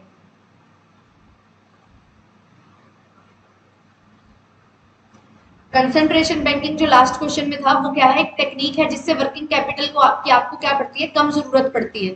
तो वो भी एक टेक्निक है कंसेंट्रेशन बैंकिंग, जहां पे आप सारी जो एक्टिविटी कर रहे हो बैंकिंग की, वो क्या कर देते हो? एक जगह पे कर देते हो, जहां पे आपके पास जो फंड्स हैं वो बहुत इजिली आ जाते हैं, तो आपको ज्यादा वर्किंग कैपिटल मैनेज करने की जरूरत नहीं पड़ती है।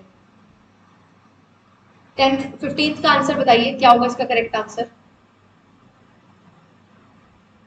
ऑप्शन नंबर बी आंसर आ रहा है। ओके,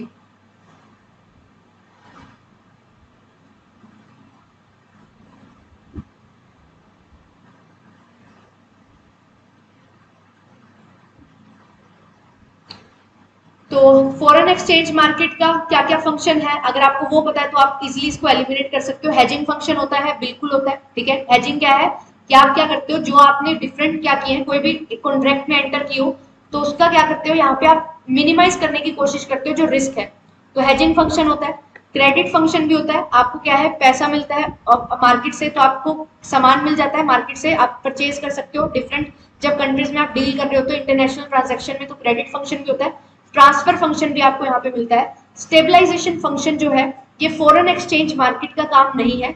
स्टेबलाइजेशन फंक्शन क्या होता है कि आपका जो एक्सचेंज रेट है, ठीक है, उसको कैसे स्टेबलाइज किया जाए ताकि उसमें ज्यादा फ्लक्चुएशंस ना हो, तो ये किसका काम होता है, ये आपका monetary policies and fiscal policies का काम होता है। तो stabilisation function is not the function of foreign exchange market, ठीक है। स्टेबलाइजेशन आप किसकी करते हो, इकोनॉमी की करते हो, तो यहाँ पे क्या है, one of the goals of government attempt to achieve through manipulation of what, fiscal and monetary policy के थ्रू आप स्टेबलाइजेशन लेके आते हो। एक्सचेंज रेट का स्टेबलाइजेशन फंक्शन नहीं होता, फॉरेन एक्सचेंज मार्केट का स्टेबलाइजेशन फंक्शन नहीं होता है। इनको सॉल्व करिए। चलिए इसका आंसर बताएंगे।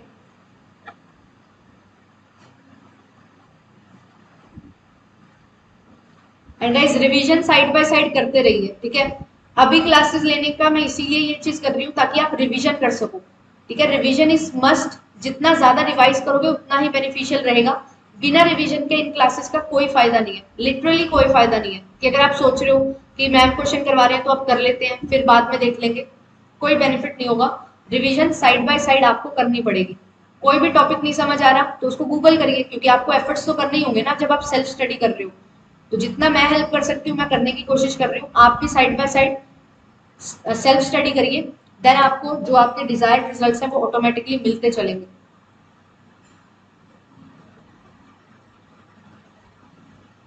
ऑप्शन नंबर बी यहाँ पे आंसर आ रहा है। ग्रोस वर्किंग कैपिटल क्या होती है, जितना करंट एसेट्स में पैसा लगा रखा है that is your gross working capital. दो तरीके की वर्किंग कैपिटल होती है, एक होती है ग्रोस, एक होती है नेट।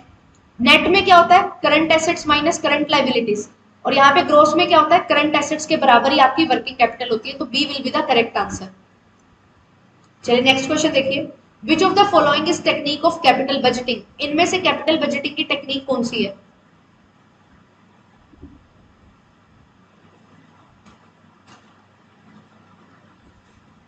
क्लास पसंद आ रही है तो क्लास को लाइक जरूर करते चलिएगा और सब्सक्राइब कर लीजिए चैनल को अगर सब्सक्राइब नहीं किया है,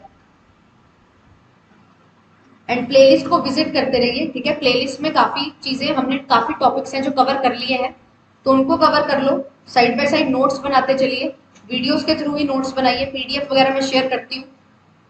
चैनल ज्वाइन कर लो तो आपको सारा कुछ मटेरियल मिल जाएगा, बट सेल्फ स्टडी करते रहिए side by side. Option number C is the correct answer, ठीक है। प्रॉफिटेबिलिटी इंडेक्स क्या होता है, एक मेथड है, और ये एक ऐसा मेथड है जो एनपीवी मेथड से भी क्या है, बेटर है। ये नेट का क्वेश्चन है, कौन सा मेथड है एनपीवी से भी जो बेटर है, दैट इज प्रॉफिटेबिलिटी इंडेक्स, ठीक है। यहाँ पे आपको क्या चीज पता लगती है, यहाँ पे आपको रिलेटिव मेजर पता लगता है प्रॉफिटेबिलिटी में।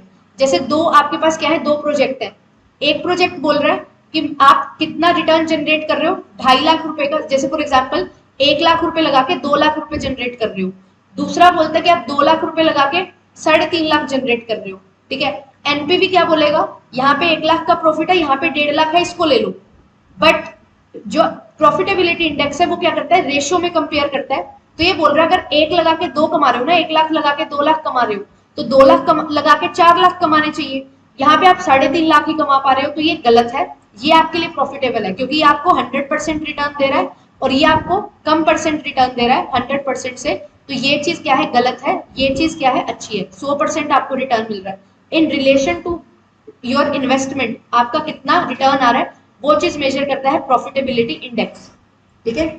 मॉडर्न टेक्निक है बिल्कुल। चलिए नेक्स्ट क्वेश्चन देखिए।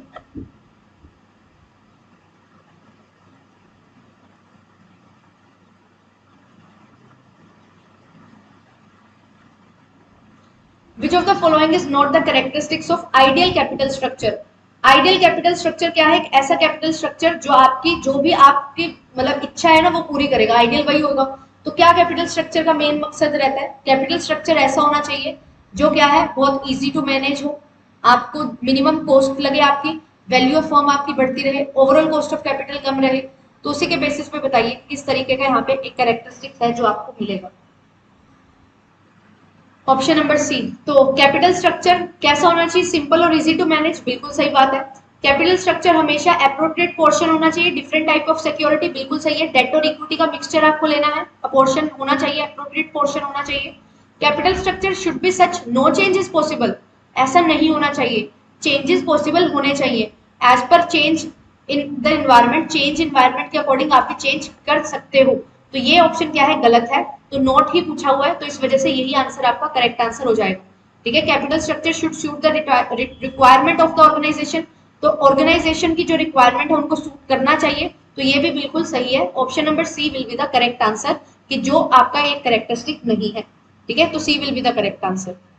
चलिए नेक्स्ट क्वेश्चन देखिए। According to whom dividend policy of the firm is irrelevant at it does not affect the wealth of shareholder. कौन बोलता है कि डिविडेंड पॉलिसी इररेलेवेंट है? डिविडेंड दो या ना दो कोई फर्क नहीं पड़ता।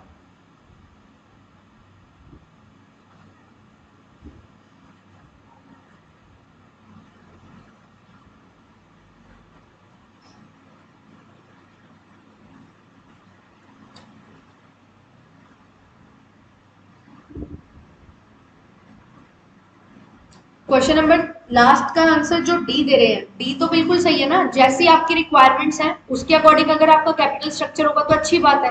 ठीक है, तो उसका जो लास्ट क्वेश्चन हमने किया उसका आंसर सी है। इस क्वेश्चन का आंसर बताइए, डिविडेंड पॉलिसी किसके अकॉर्डिंग इररेलेवेंट है? Modigliani Miller approach, Gordon model, मोरन है जो गॉर्डन मॉडल दिया है जिन्होंने, ठीक है, और आई एम पांडे, या नन ऑफ दीज। तो इसका जो करेक्ट आंसर होगा that will be option number C. Modigliani Miller approach बोलते हैं कि कोई इफेक्ट नहीं पड़ता डिविडेंड पॉलिसी का, आपका जो मार्केट प्राइस है वो बिल्कुल सेम ही रहेगा, आप डिविडेंड दो या ना दो कोई उसका इफेक्ट नहीं है। चलिए इसका आंसर बताइए 37 का, एन्युटी का मतलब क्या है?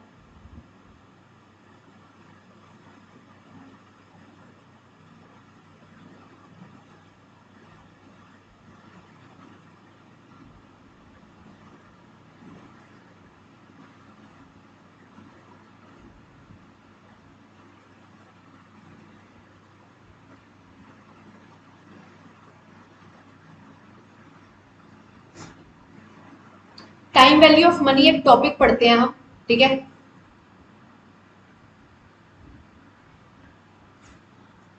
तो उसमें एन्युटी वर्ड आता है, तो बताइए एन्युटी का मतलब क्या है?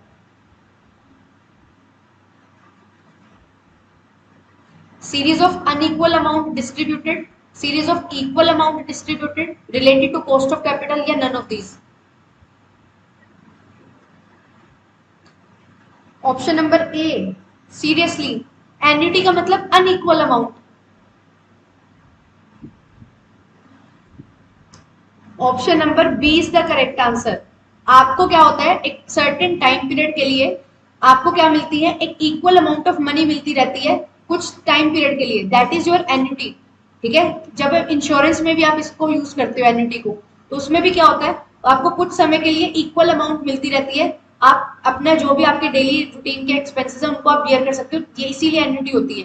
तो यहाँ पे एन्युटी में क्या होता है, कॉस्ट ऑफ कैपिटल से रिलेटेड है, बट यहाँ पे सिर्फ ये नहीं होगा कि सिर्फ कॉस्ट ऑफ कैपिटल से रिलेटेड इसका मीनिंग है। नो, एन्युटी की डेफिनेशन यहाँ पे पूछ रखी है। तो एन्युटी क्या होता है, equal amount of cash flow जो आपको सर्टेन ईयर्स तक मिलता है। ठीक है, कि आपने इतना पैसा लगाया तो आपको उसकी फर्दर कितना रिटर्न मिलेगा और कितने कितने टाइम पीरियड में मिलेगा, तो वो एन्युटी होती है। सी जो इक्वल अमाउंट आपको मिलती रहती है ओवर द टाइम पीरियड। ए इसका करेक्ट आंसर नहीं होगा, बी इसका करेक्ट आंसर होगा। अनइक्वल अमाउंट नहीं होती, इक्वल अमाउंट होती है। ठीक है, हर साल सेम अमाउंट आपको मिलती है। चलिए नेक्स्ट क्वेश्चन देखिए, फाइनेंशियल लीज से रिलेटेड क्वेश्चन है।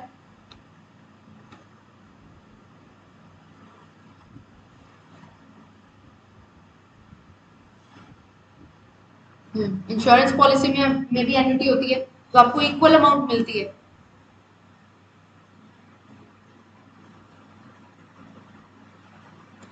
फाइनेंशियल लीज क्या है? दो तरीके की लीज होती है, operating lease and financial lease. तो बताइए क्या होगा इसका करेक्ट आंसर? इकोनॉमिक लाइफ से कम टाइम पीरियड के लिए होती है। मेजर और होल यूजफुल लाइफ है जो इकोनॉमिक लाइफ एसेट की, उस टाइम पीरियड के लिए आपको दी जाती है। रिस्क इसमें होता है ऑब्सोलेंस का, जो लेसर के पास होगा, या नन ऑफ दीज।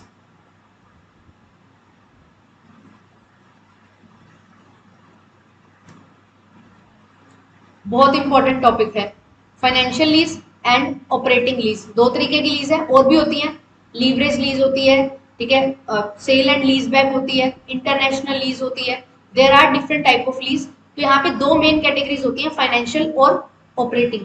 तो फाइनेंशियल लीज में क्या होगा, ये लेस देन इकोनॉमिक लाइफ के लिए होती है, ये मेजर और होल यूजफुल लाइफ के लिए होती है। ठीक है, जैसे आपकी लाइफ है जो एसेट की वो 10 साल है, तो ये 10 साल के लिए आप लीज पे ले लेते हो, दैट इज फाइनेंशियल लीज। ठीक है, कि आपको ओनरशिप तो नहीं मिली है बट राइट टू यूज उसकी पूरी इकोनॉमिक लाइफ के लिए मिल गया है।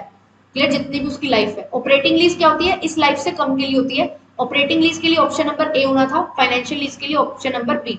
और यहाँ पे रिस्क है जो ऑप्शंस का किसके पास होगा, लेसर के पास नहीं। उसने तो पूरा का पूरा टाइम पीरियड के लिए किसको दे दिया, लेसी को दे दिया। तो यहाँ पे जो ऑप्शंस का रिस्क होता है किसके पास होता है, लेसर के पास नहीं होता, लेसी के पास होता है फाइनेंशियल लीज के केस में। ऑपरेटिंग लीज के केस में लेसर के पास होता है, क्योंकि वो 2 से 3 साल, अगर फॉर एग्जाम्पल लाइफ टाइम 10 साल है बट 2 से 3 साल के लिए लीज पे लिया जाता है, तो पूरी लाइफ के लिए नहीं लिया गया तो लेसर उसके बियर करेगा ऑप्शंस का खर्चा जो होगा, रिस्क जो होगा। बट यहाँ पे फाइनेंशियल लीज में लेसी बियर करेगा। क्लियर।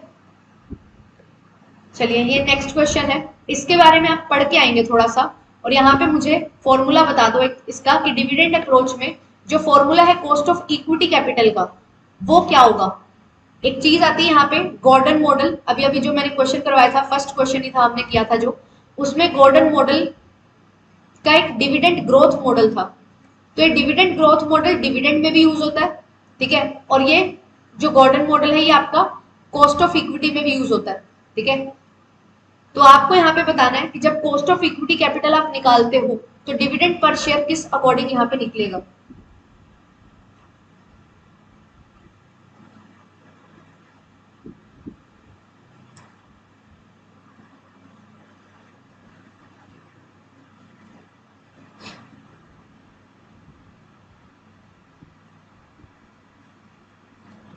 लीज का मतलब कुछ भी नहीं है, बहुत इजी है। लीज क्या होता है कि आपको कुछ समय के लिए राइट टू यूज दिया जाता है, ओनरशिप ट्रांसफर नहीं होती है, बट आपको यूज करने के लिए दिया जाता है एक पर्टिकुलर एसेट, और उसके बदले में आप क्या देते हो, रेंटल पेमेंट्स करते हो, जो क्या है, कुछ अमाउंट की पेमेंट है जो पर्टिकुलर आपको मंथली देनी पड़ती है, किसको, लेसर को।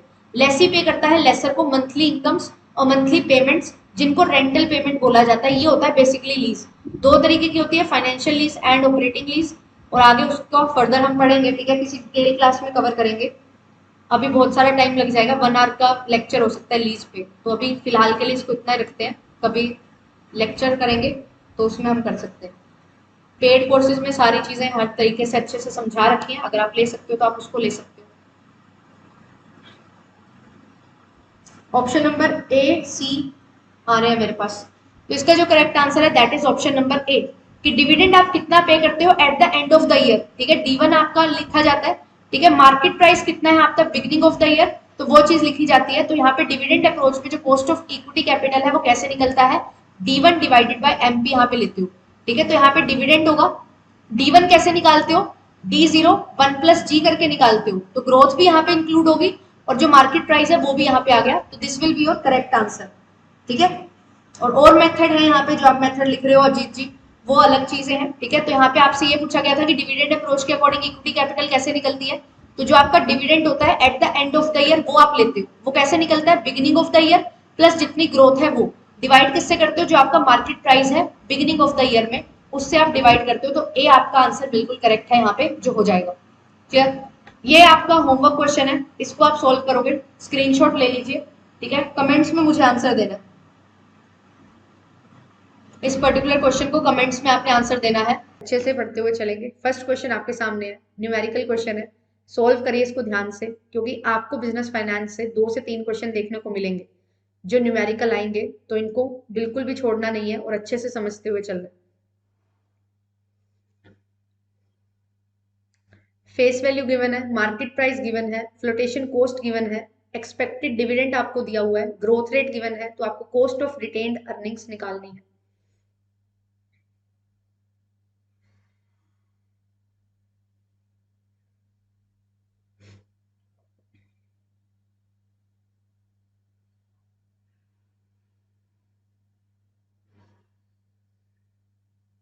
बताइए क्या होगा इसका करेक्ट आंसर।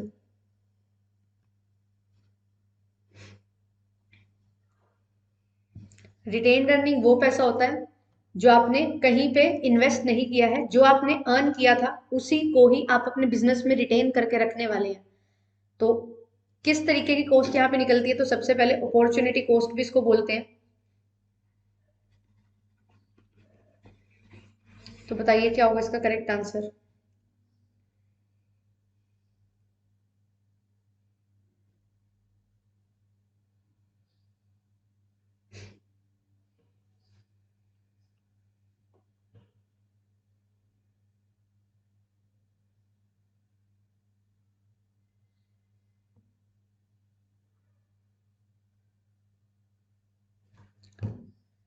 देखिए फॉर्मूला आपको पता होना चाहिए कि अपॉर्चुनिटी कॉस्ट हमें निकालनी है, रिटेन्ड अर्निंग निकालनी है, तो फॉर्मूला क्या होगा। बेसिक सा फॉर्मूला रहता है, सेम वही फॉर्मूला जो कॉस्ट ऑफ इक्विटी हम निकालते हुए कैलकुलेट करते हैं, वही फॉर्मूला हमारा कॉस्ट ऑफ रिटेन्ड अर्निंग के लिए निकलता है। तो यहाँ पे क्या फॉर्मूला यूज होगा कि कितना आप डिविडेंड एक्सपेक्ट कर रहे हैं, ठीक है, at the end of the year, and आपका कितना मार्केट प्राइस है। मार्केट प्राइस है यहाँ पे 200, क्लियर। यहाँ पे P0 लेते हैं मार्केट प्राइस, देन हम क्या करते हैं, ग्रोथ रेट को ऐड कर देते हैं। ग्रोथ रेट क्यों ऐड करेंगे, क्योंकि यहाँ पे दिया हुआ है हमें कि 5% के हिसाब से आपकी जो ग्रोथ है वो हो रही है। तो गॉर्डन मॉडल हम यूज करेंगे, जिसको हम ग्रोथ मॉडल बोलते हैं, और हम अपनी वैल्यू जो है कॉस्ट ऑफ रिटेन अर्निंग की वो निकाल लेंगे। ये फॉर्मूला है आपके पास। अब हमें करना क्या है, जो डिविडेंड एक्सपेक्टेड है 10 रुपए, अब यहाँ पे मार्केट प्राइस दिया हुआ है 200 रुपए, तो क्या मैं इसको एज इट इज 200 ही ले लूंगी। जी बिल्कुल ले लूंगी, क्योंकि फ्लोटेशन कॉस्ट यहाँ पे कुछ रेलिवेंस नहीं रखता है, क्योंकि आप जब कोई कॉस्ट इनकर करोगे, जब कोई पैसा रेज करोगे, तो आपकी फ्लोटेशन कॉस्ट अराइज होती है।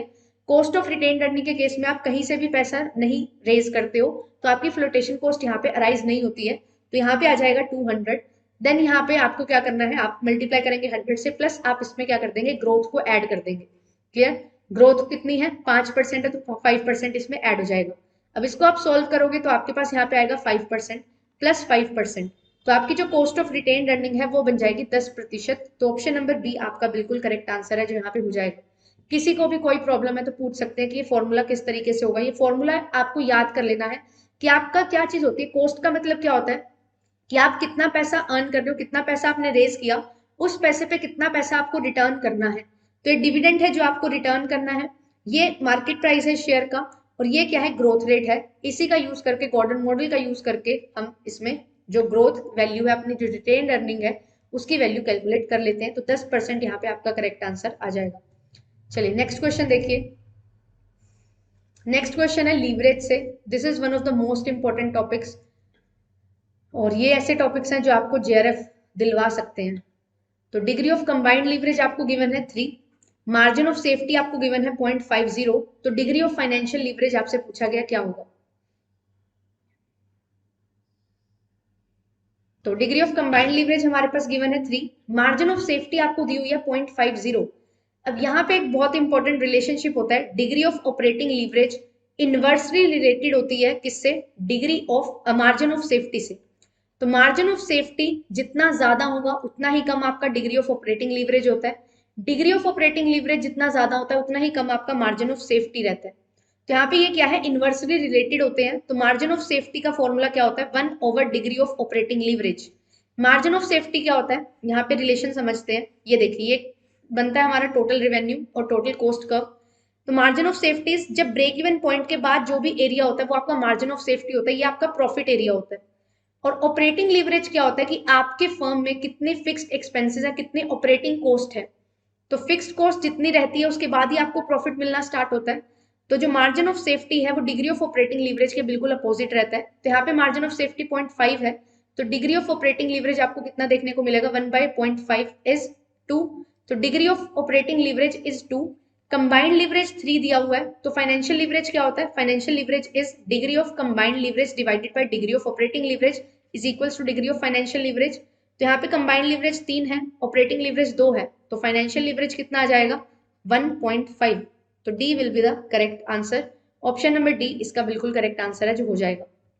रिलेशनशिप याद रखिएगा, मार्जिन ऑफ सेफ्टी में क्या रिलेशन होता है, डिग्री ऑफ ऑपरेटिंग लीवरेज के साथ, ये इनवर्सली रिलेटेड होते हैं। ऐसा क्यों, क्योंकि जितनी ज्यादा आपकी फिक्स्ड कॉस्ट होगी उतना ही लेट आपका मार्जिन ऑफ सेफ्टी आता है, ठीक है, उतना ही डिलेड आपका मार्जिन ऑफ सेफ्टी एरिया आएगा। तो जितनी कम आपकी ऑपरेटिंग कॉस्ट होती है उतना ही जल्दी आपका मार्जिन ऑफ सेफ्टी है जो रीजन पहुंच जाता है, आप ब्रेक इवन पॉइंट को क्रॉस कर लेते हो।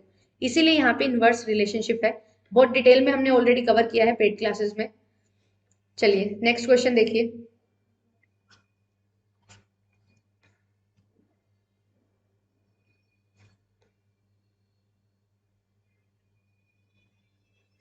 Firm with high operating leverage will not have what. जिसका हाई ऑपरेटिंग लीवरेज होगा उस फर्म में हाई ब्रेक इवन पॉइंट होगा, हायर मार्जिन ऑफ सेफ्टी होगा या लोअर बिजनेस रिस्क होगा। इनमें से क्या नहीं होगा आपको ये बताना है। Will not have.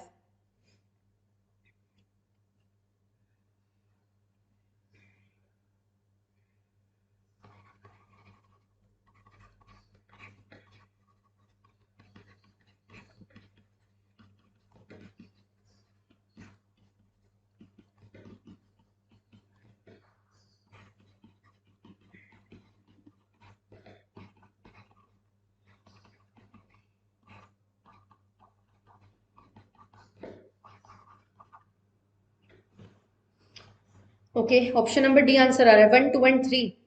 मतलब अगर हाई ऑपरेटिंग लीवरेज होगा तो हायर ब्रेक इवन पॉइंट होगा, हायर मार्जिन ऑफ सेफ्टी होगा, लोअर बिजनेस रिस्क होगा। तीनों चीजें। हाउ?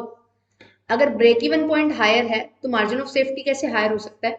इनमें से एक चीज होगी, दोनों इकट्ठे नहीं हो सकते कभी भी। तो 1 2 और 3 तो कभी इसका आंसर हो नहीं सकता। अब आप एक चीज समझे, यहाँ पे मैंने ये बनाया था, यहाँ पे ये क्या होता है? ब्रेक इवन पॉइंट होता है। Break even point is a point जहां पे आपका नो प्रॉफिट नो लॉस है, ठीक है। तो कंट्रीब्यूशन में जितना ज्यादा फिक्स्ड कॉस्ट होगी उतना ही कम आपका प्रॉफिट आएगा ना। Margin of safety is the profit वाला एरिया, ठीक है। जो प्रॉफिट एरिया होता है उसको हम मार्जिन ऑफ सेफ्टी बोलते हैं। तो ये तीनों तो इकट्ठे हो नहीं सकते हैं कभी भी। तो डी तो इसका करेक्ट आंसर नहीं है। अब ये बताइए, ऑपरेटिंग लीवरेज अगर हाई है तो मतलब मेरी ऑपरेटिंग कॉस्ट है वो हाई होगी। ऑपरेटिंग कॉस्ट क्या, यहाँ पे जो फिक्स्ड कॉस्ट है वो हाई होगी। अगर ये हाई होगी तो क्या मेरा हायर मार्जिन ऑफ सेफ्टी हो सकता है? कभी भी नहीं हो सकता। क्यों नहीं हो सकता? क्योंकि जितना ज्यादा फिक्स्ड कॉस्ट होगी उतना ही खर्चा मेरा ज्यादा होगा, तो उतने ही प्रॉफिट कम होंगे। प्रॉफिट कम होंगे तो मार्जिन ऑफ सेफ्टी का भी क्या होगा? लो मार्जिन ऑफ सेफ्टी होगा, हाई नहीं हो सकता। तो ये ऑप्शन में आएगा, ठीक है, ये करेक्ट आंसर है। फिर इसके बाद देखिए लोअर बिजनेस रिस्क। अब यहाँ पे क्या है, अगर आपका फिक्स्ड कॉस्ट है वो ज्यादा है, ऑपरेटिंग कॉस्ट ज्यादा है, तो क्या आपका बिजनेस रिस्क कम होगा? नहीं, बिजनेस रिस्क क्या होगा? ज्यादा होगा। तो ये भी ऑप्शन हमारे लिए यहाँ पे क्या है? विल नॉट हैव बोला हुआ है। तो ये दोनों ऑप्शन बी एंड सी आपका आंसर है जो करेक्ट बन जाएंगे। अगर आपकी ज्यादा कॉस्ट होगी, फिक्स्ड कॉस्ट ज्यादा होगी, तो ऑब्वियसली ब्रेक इवन पॉइंट ज्यादा आएगा। अगर आप यहाँ पे कॉन्ट्रीब्यूशन आपका 10 रुपए है फॉर एग्जाम्पल, ठीक है, 100 रुपए, 1000 रुपए है, फिक्स्ड कॉस्ट आपकी 500 रुपए है। तो आपको ये चीज पता है, अगर मैं 10 रुपए की एक चीज बेच रही हूँ तो यहाँ पे क्या है, मुझे 50 यूनिट बेचनी होंगी तो मेरा ब्रेक इवन पॉइंट आ जाएगा। अगर यहाँ पे मेरी फिक्स्ड कॉस्ट 600 रुपए है तो मुझे क्या करना पड़ेगा? अब 10 रुपए की एक यूनिट है तो 60 यूनिट बेचनी पड़ेगी। तो ऑब्वियसली जब ज्यादा ऑपरेटिंग लीवरेज होगा, ज्यादा फिक्स्ड कॉस्ट होगी, तो ज्यादा ब्रेक इवन पॉइंट आएगा। तो ये चीज तो बिल्कुल सही है। विल नॉट पूछा गया था तो ये ऑप्शन नहीं आएगा, बी और सी इसका करेक्ट आंसर हो जाएगा, ठीक है। B is the very correct answer. Clear? I hope ये चीज आपको समझ आ गई होगी। ये जो इनकम स्टेटमेंट है ना, इसको बना लिया करो, this is life saviour. Paper में अगर 5 क्वेश्चन भी आते हैं ना आपके मार्जिनल कॉस्टिंग से, तो ये आपको बहुत हेल्प करेगा। अगर आपको फॉर्मूला भी नहीं याद आ रहा तो इसके थ्रू आप फॉर्मूला भी बना सकते हो अपने आप से, और आपको चीजें पता लगती रहेंगी किसके बाद क्या चीज होती है, क्या चीज माइनस करनी है और क्या चीज प्लस करनी है। क्लियर? सबसे पहले सेल्स होती है, उसमें से वेरिएबल कॉस्ट माइनस होता है, देन आप कॉन्ट्रीब्यूशन निकालते हो, फिर उसमें से फिक्स्ड खर्चे जो है, फिक्स्ड कॉस्ट है आपकी, जो ऑपरेटिंग कॉस्ट है वो माइनस होगी। आपके पास प्रॉफिट निकल के आता है ईबीआईटी, नेट ऑपरेटिंग प्रॉफिट, ठीक है। फिर इसके बाद इंटरेस्ट माइनस करते हैं, ये क्या है? आपकी फिक्स्ड फाइनेंशियल कॉस्ट है। क्लियर? जो फाइनेंशियल लीवरेज पे इफेक्ट डालती है। फिर उसके बाद टैक्स माइनस हो जाता है इंटरेस्ट के बाद। देन प्रेफरेंस डिविडेंड है, ये भी आपका फिक्स्ड फाइनेंशियल कॉस्ट है। क्लियर? तो यहाँ पे ये दोनों क्या है? फिक्स्ड फाइनेंशियल कॉस्ट होती है। देन आपके पास बचता है वो पैसा जो आपको इक्विटी शेयर होल्डर्स को देना है। डिवाइड करते हैं आप number of equity share holder से, तो अर्निंग पर शेयर आपके पास यहाँ पे निकल के आ जाता है। और यही सारी कहानी है लीवरेज की। ये आपके पास जो ये फिक्स्ड कॉस्ट है, ऑपरेटिंग कॉस्ट, इसको आप कैसे यूज करके अपने प्रॉफिट्स बढ़ा सकते हो, किस तरीके से प्रॉफिट्स अर्न कर सकते हो, मैक्सिमाइज कर सकते हो। और यहाँ पे जो फिक्स्ड फाइनेंशियल कॉस्ट है उसका आप यूज करके कैसे आप अर्निंग पर शेयर को बढ़ा सकते हो, ये सारी चीजें हमें यहाँ पे देखनी होती हैं। क्लियर? चलिए नेक्स्ट क्वेश्चन देखिए।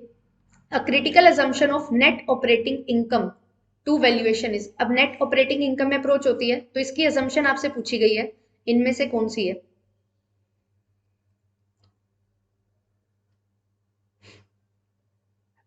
गाइस लिंक शेयर कर दो, आज क्लास में बच्चे बहुत कम है। क्या हुआ, नाराजगी है क्या? कुछ दिन क्लास नहीं ली मैंने लाइव, ठीक है। अब करेंगे कोशिश। लाइव क्लास मैं ये कोशिश करती हूँ कि आपको कुछ ना कुछ मटेरियल मैं प्रोवाइड कर सकूँ ताकि आपकी पढ़ाई में कुछ प्रॉब्लम ना आए। बट लाइव क्लास भी लिया करेंगे, ठीक है, लाइव क्लासेस भी लेंगे, डेली लेते ही हैं।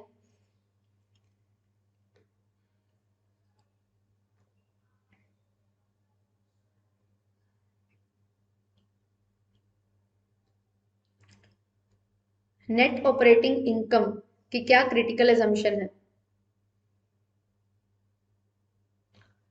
डेट और इक्विटी लेवल हमेशा अनचेंज रहेगा, ठीक है, जितना आपने लिया हुआ उतना ही रहेगा।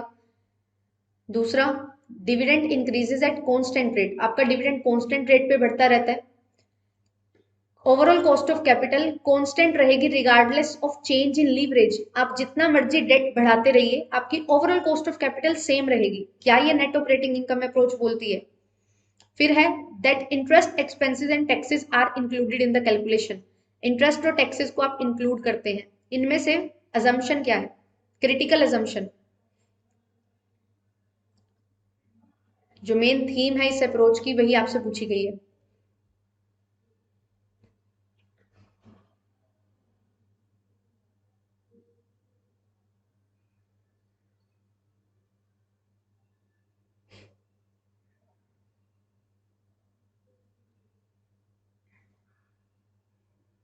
ओके, ऑप्शन नंबर ए,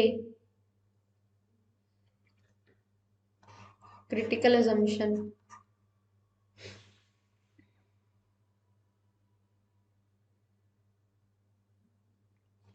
तो इसका जो करेक्ट आंसर होगा that is option number C. यहाँ पे नेट ऑपरेटिंग इनकम अप्रोच में क्या चीज होती है, आपको ये चीज बोली जाती है कि आपकी जो ओवरऑल कॉस्ट ऑफ कैपिटल है ना दैट विल रिमेन कांस्टेंट। आपकी यहाँ पे overall cost of capital constant रहेगी, आप कॉस्ट ऑफ डेट को जितना मर्जी बढ़ाते रहिए। ऐसा क्यों? ये बोलते हैं जैसे ही आप डेट को बढ़ा रहे होते हो ना तो आपकी इक्विटी के माइंड में भी रिस्क अराइज हो जाता है, जो इक्विटी शेयर होल्डर्स हैं, तो उसकी वजह से वो क्या करते हैं, कॉस्ट ऑफ इक्विटी को इंक्रीज कर देते हैं, जिसकी वजह से आपको जो जितना फायदा होता है कॉस्ट ऑफ डेट को ज्यादा रेस करने से उतना ही कॉस्ट ऑफ इक्विटी बढ़ जाती है और ये ऑफसेट हो जाता है, तो ओवरऑल कॉस्ट ऑफ कैपिटल आपकी कांस्टेंट रहती है। क्लियर? तो यहाँ पे जो क्रिटिकल असम्पशन है वो यही है कि जो नेट जो आपकी केओ है वो क्या रहेगी, कांस्टेंट रहेगी। ठीक है, जितना मर्जी आप लीवरेज में चेंज लेके आते रहिए, जितना मर्जी आप लीवरेज को बढ़ाते रहिए, cost of capital, overall cost of capital will remain constant. यही इसका क्या है, डायग्राम है, और ये चीज आपको ध्यान रखनी है।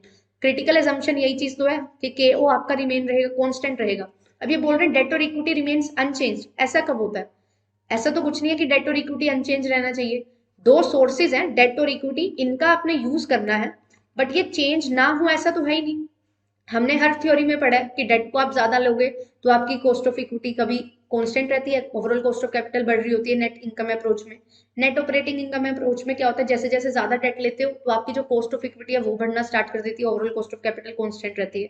ट्रेडिशनल में भी हमने तीनों फेज देखे थे, तो ये लेवल अनचेंज रहेगा ऐसा तो नहीं है। ठीक है, डिविडेंड इंक्रीज करता है कांस्टेंट रेट पे, ऐसा कोई जरूरी नहीं है। अब आपकी इच्छा है आप डिविडेंड देना चाहते हो या नहीं देना चाहते हो। शायद आप ज्यादा डेट यूज करके जब ज्यादा पैसा कमा रहे होते हो तो आप रिटेन अर्निंग ज्यादा रखना प्रेफर करते हो ताकि आप ग्रो कर सको। ठीक है, ग्रोथ करोगे अगर आपको लगता है, अब यहाँ पे डिविडेंड थ्योरी में जब हम पढ़ते हैं ना कि आपको ग्रोथ करनी है, आपको रिटेन करना है पैसा या डिविडेंड के रूप में देना है, तो वो चीज वहां पे हम डिसीजन लेते हैं। ठीक है, फिर यहाँ पे क्या है, that interest expense and taxes are included in the calculation. यहाँ पे तो नो टैक्सेस अजम्पशन चलती है ना, नो कॉर्पोरेट टैक्सेस। ठीक है, तो यहाँ पे टैक्सेस तो हम इंक्लूड करते ही नहीं है, तो इंटरेस्ट एक्सपेंसेस और टैक्सेस इंक्लूड नहीं किए जाते हैं, तो क्रिटिकल अजम्पशन आपकी ऑप्शन नंबर सी हो जाएगी। चलिए नेक्स्ट क्वेश्चन देखिए, एनपीवी एंड आईआरआर से रिलेटेड है। Which of the following statement is not true with respect to NPV and IRR?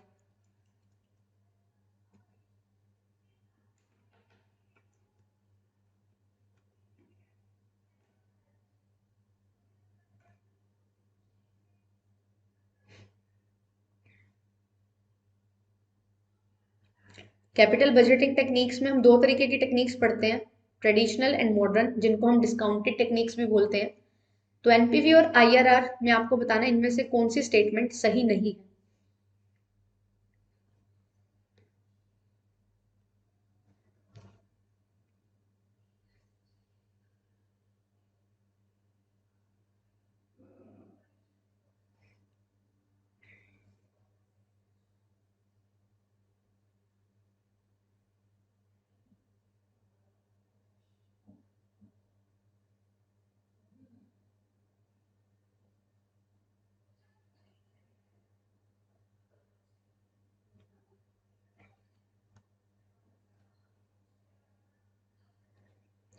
NPV और IRR discounted cash flow techniques हैं, ये तो मैंने अभी बता ही दिया, ठीक है। ये तो बिल्कुल सही है, आपको बताना है कि नोट ट्रू कौन सी है। दोनों री इन्वेस्टमेंट रेट असम्पशन को लेके चलती हैं, तो बिल्कुल सही बात है। यहाँ पे आपसे क्या बोला जाता है कि जो आप इन्वेस्ट करते हो ना, उसमें जब आप रिटर्न अर्न करते हो उसको आप क्या कर देते हो, री इन्वेस्ट करते हो। तो बिल्कुल यहाँ पे री इन्वेस्ट किया जाता है। फिर इसके बाद है टू टेक्निक्स में give different rankings to proposal. Yes, there are three cases जहाँ पे ये दो टेक्निक्स डिफरेंट रिजल्ट्स देती हैं। कैसे? एक होता है साइज या फिर इन्वेस्टमेंट आप बोल सकते हो, एक होता है कैश फ्लोज, ठीक है, और एक होता है आपका कितना टाइम पीरियड है। उसके बेसिस पे यहाँ पे तीन तरह से इनमें कंफ्लिक्ट अराइज होता है, जिसको एनपीवी और आईआरआर कंफ्लिक्ट बोलते हैं। फिर फोर्थ ऑप्शन यहाँ पे गिवन है कि एनपीवी जीरो होता है तो IRR opportunity cost of capital होती है। This statement is very wrong, ये स्टेटमेंट गलत है। एनपीवी जब जीरो होती है तो आईआरआर का एक रेट निकलता है। वो रेट क्या होता है, हम इंटरपोलेशन टेक्निक से निकालते हैं। क्या वो rate opportunity cost of capital होता है? अपॉर्चुनिटी कॉस्ट ऑफ कैपिटल क्या होता है कि आपका यहाँ पे जो रिटेन अर्निंग की कॉस्ट होती है उसको अपॉर्चुनिटी कॉस्ट बोलते हैं, ठीक है। आपकी जो ओवरऑल कॉस्ट ऑफ कैपिटल होती है बेसिकली उसको भी हम यहाँ पे बोल देते हैं अपॉर्चुनिटी कॉस्ट। मतलब यहाँ पे है कि कॉस्ट ऑफ रिटेन अर्निंग के बराबर होगा, ऐसा नहीं होता। आईआरआर वो रेट है ही नहीं। एनपीवी वो रेट होता है जिसपे आप री इन्वेस्टमेंट करते हो, वो cost overall cost of capital वाला रेट होता है, हर्डल रेट होता है। बट आईआरआर क्या है, एक अलग रेट निकलता है। और वो कब निकलता है, वो क्या रेट होता है, वो रेट होता है जब एनपीवी आपकी जीरो होती है। मतलब जो आपकी कैश फ्लोज हैं उनकी इनफ्लोज और कैश आउटफ्लोज, उनकी जो वैल्यू होती है ना, present value of cash inflows और present value of cash outflows, जब वो बराबर होते हैं, मतलब जहां पे एनपीवी जीरो होती है, तो वहां पे आईआरआर का रेट निकल के आता है। और वो आईआरआर रेट के नाम से जाना जाता है, ना कि अपॉर्चुनिटी कॉस्ट ऑफ कैपिटल के नाम से। तो दिस स्टेटमेंट इज रॉन्ग। तो ऑप्शन नंबर डी आपका यहाँ पे करेक्ट आंसर हो जाएगा। नोट पूछा था, ठीक है। ध्यान देंगे इन वर्ड्स का, यही वर्ड्स हैं जो आपके क्वेश्चन सही आते हुए भी गलत करवा देते हैं। चलिए नेक्स्ट क्वेश्चन देखिए। In which situation the cost of equity can be more than cost of retained earning? किन किन केसेस में cost of equity retained earning से ज्यादा होती है?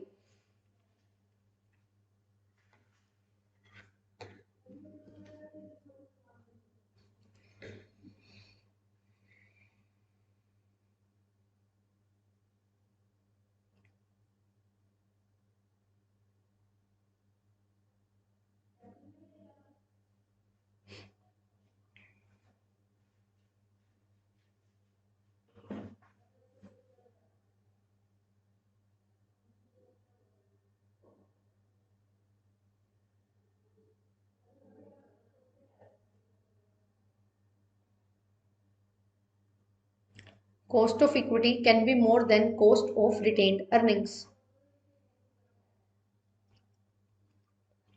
हमें ये चीज पता है कॉस्ट ऑफ इक्विटी क्या होता है, सबसे ही ज्यादा कॉस्ट इसकी होती है, ठीक है। तो यहाँ पे सबसे महंगा source of capital is cost of equity.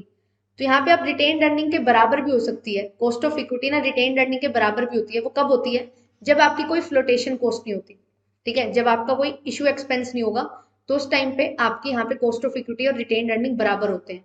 तो मैं ये पूछ रही हूँ कि कब कब कॉस्ट ऑफ इक्विटी है वो ज्यादा हो जाएगी रिटेन्ड अर्निंग से? फ्लोटेशन कॉस्ट मतलब होता है कॉस्ट ऑफ इशू, ठीक है। जैसे आपने कॉस्ट ऑफ इशू में यहाँ पे आपके पास 100 रुपए का एक शेयर था, आपकी फ्लोटेशन कॉस्ट है 5 रुपए, तो आपका यहाँ पे आपको इन हैंड कितने रुपीज मिलेंगे? 100 तो उसकी फेस वैल्यू थी, 5 रुपए का आपका खर्चा हो गया, तो इन हैंड आपको 95 रुपए मिलेंगे ना। तो यहाँ पे आपका यहाँ पे 95 जो होता है ना, वो P0 की वैल्यू हो जाती है। जो नेट प्रोसीड्स होते हैं वो फिर 95 दिखाए जाते हैं, ठीक है। इससे होता क्या है, फ्लोटेशन कॉस्ट से आपकी जो कॉस्ट ऑफ कैपिटल है वो बढ़ जाती है। क्लियर? तो यहाँ पे जो करेक्ट आंसर होगा वो होगा ऑल ऑफ दी अबव, क्योंकि जब आपकी फ्लोटेशन कॉस्ट होगी तो आपकी कॉस्ट ऑफ इक्विटी ऑब्वियसली ज्यादा होगी, ठीक है, क्योंकि आपको कुछ ना कुछ खर्चा करना पड़ेगा। बट रिटेन्ड अर्निंग पे तो कोई फ्लोटेशन कॉस्ट नहीं होती, तो वहां पे कोई खर्चा नहीं होता है। फिर इसके बाद है in case of share issue expenses. तो बिल्कुल जब आप शेयर इशू कर रहे होंगे तो वहां पे जो कुछ एक्सपेंसेस होंगे तो वहां पे भी आपको यहाँ पेमेंट करनी होगी, तो जिसकी वजह से आपकी कॉस्ट ऑफ अर्निंग्स बढ़ जाएंगी। फिर क्या है, जहाँ पे शेयर डिस्काउंट पे इशू किए गए हैं, तो ऑब्वियसली यहाँ पे भी जब आप डिस्काउंट पे इशू करोगे शेयर्स को, तो अगर 100 रुपए का शेयर है, आपने 10% डिस्काउंट दिया, तो आपको 90 रुपए मिले हैं वहां से, ठीक है। और आप 10% आपकी क्या है, यहाँ पे आप डिविडेंड पे करते हो, तो 10/90 होगा, ठीक है। मल्टीप्लाई 100 से करोगे तो यहाँ पे कॉस्ट निकल के आएगी 10 पॉइंट समथिंग। बट अगर यहाँ पे शेयर इशू एक्सपेंसेस ना होते या फिर डिस्काउंट पे आपने इशू ना किया होता, तो वो 100 रुपए की चीज होती, तो यहाँ पे 100 से निकालते तो वहां पे 10 रुपए आपकी 10% कॉस्ट ऑफ इक्विटी निकल के आती। तो जब आपके पास यहाँ पे इशू होगा डिस्काउंट पे कोई शेयर, इशू एक्सपेंसेस होंगे, फ्लोटेशन कॉस्ट होंगे, तो आपकी कॉस्ट ऑफ इक्विटी हमेशा क्या होगी, ज्यादा होगी कॉस्ट ऑफ रिटेन अर्निंग से। Clear, this is the logic. चलिए नेक्स्ट क्वेश्चन देखिए, पोर्टफोलियो से क्वेश्चन है। पोर्टफोलियो जिसमें दो रिस्की सिक्योरिटीज हैं, वो रिस्कलेस कब हो सकती हैं? जब वो सिक्योरिटीज पॉजिटिवली कोरिलेटेड है, जब उनमें जीरो कोरिलेशन है, जब नेगेटिवली कोरिलेटेड होंगी, या नन ऑफ दीज।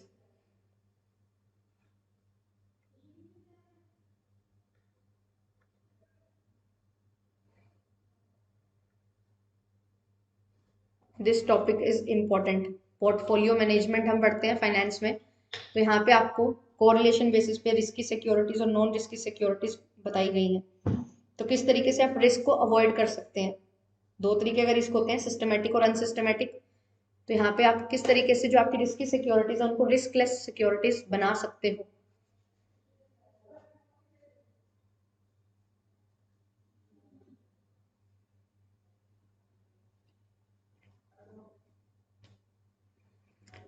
कोरिलेशन का मतलब क्या है कि अगर एक सिक्योरिटी बढ़ती चली जाएगी तो दूसरी सिक्योरिटी घटती चली जाएगी। पॉजिटिव का मतलब है अगर एक बढ़ेगी तो दूसरी बढ़ेगी, नेगेटिव का मतलब होता है एक बढ़ेगी तो दूसरी कम होगी। जीरो कोरिलेशन का मतलब होता है कि एक के बढ़ने से या एक के कम होने से दूसरे पे कोई इफेक्ट पड़ता ही नहीं है। तो यहाँ पे जो करेक्ट आंसर होगा that will be option number C, कि रिस्कलेस कब हो सकती है, जब आपकी एक सिक्योरिटी बहुत ज्यादा क्या है, प्रॉफिटेबल है, और दूसरी सिक्योरिटी क्या हो जाती है, बहुत ज्यादा रिस्की हो जाती है, ठीक है, नॉन प्रॉफिटेबल हो जाती है। तो यहाँ पे आपका रिस्क जो हो जाएगा वो क्या हो जाएगा, नील हो जाएगा, ठीक है, बिल्कुल सेट ऑफ हो जाएगा। बट अगर पॉजिटिवली कोरिलेटेड होंगी, तो अगर दोनों बढ़ रही हैं तो अच्छी बात है, but there may be a situation जब दोनों क्या हो, वैल्यू जिनकी कम हो रही हो, तो यहाँ पे सबसे ज्यादा रिस्क होता है, हाईली रिस्की इनको बोला जाता है, हाईली जो पॉजिटिवली कोरिलेटेड होती है वो हाईली रिस्की हैं, तो ज्यादा प्रॉफिट भी आपको हो सकता है और बहुत ज्यादा नुकसान भी आपको हो सकता है। क्लियर, तो सी इसका बिल्कुल करेक्ट आंसर हो जाएगा कि रिस्की सिक्योरिटीज को रिस्क लेस सिक्योरिटी में कैसे कन्वर्ट किया जा सकता है। चलिए नेक्स्ट क्वेश्चन देखिए। हायर इंटरेस्ट ऑब्लिगेशन होंगी अगर आपकी फर्म में, तो हायर फाइनेंशियल लीवरेज होगा, ऑपरेटिंग लीवरेज होगा, ऑपरेटिंग एक्सपेंसेस ज्यादा होंगे, या पीवी रेशियो आपकी ज्यादा होगी। जब इंटरेस्ट ऑब्लिगेशंस ज्यादा हैं तो उस केस में क्या होगा।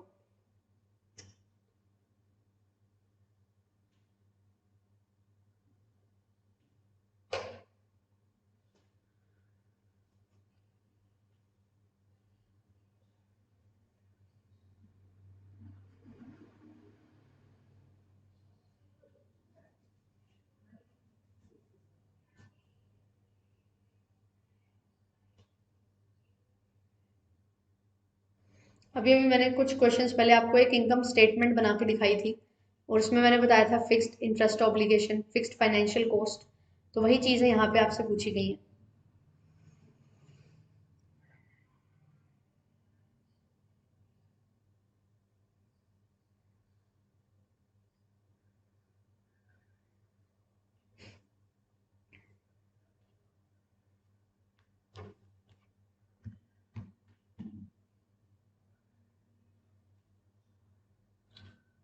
ज्यादा इंटरेस्ट ऑब्लिगेशन होंगी आपके पास। इंटरेस्ट ऑब्लिगेशन क्या मतलब, जितना भी आपके पास प्रॉफिट आएगा उसमें से आपने इंटरेस्ट पे करना है, ठीक है, जितना ज्यादा इंटरेस्ट आप पे करोगे उतना ही क्या होगा, आपका हायर फाइनेंशियल लीवरेज होगा, ठीक है। तो यहाँ पे आपका जो करेक्ट आंसर है वो हो जाएगा ऑप्शन नंबर ए, फाइनेंशियल लीवरेज आपका ज्यादा होगा। क्लियर, तो इसका आंसर ऑप्शन नंबर ए होगा, फाइनेंशियल लीवरेज। इंटरेस्ट ऑब्लिगेशन है ना, अगर आपकी ऑपरेटिंग कॉस्ट ज्यादा होती है तो ऑपरेटिंग लीवरेज आता है, अगर आपकी फिक्स्ड कॉस्ट यहाँ पे कौन सी होगी, यहाँ पे बिजनेस के जो रिस्क होंगे वो ज्यादा होंगे, तो आपका ऑपरेटिंग लीवरेज ज्यादा होगा।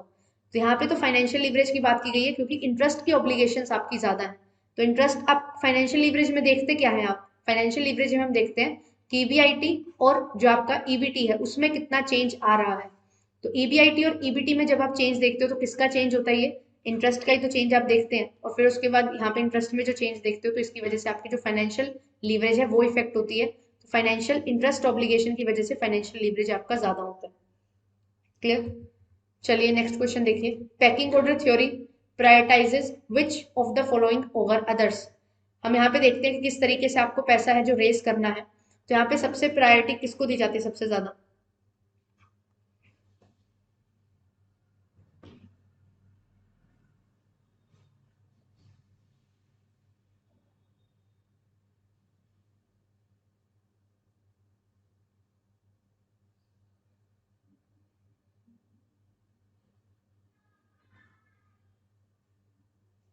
Pecking order theory prioritizes which of the following over others?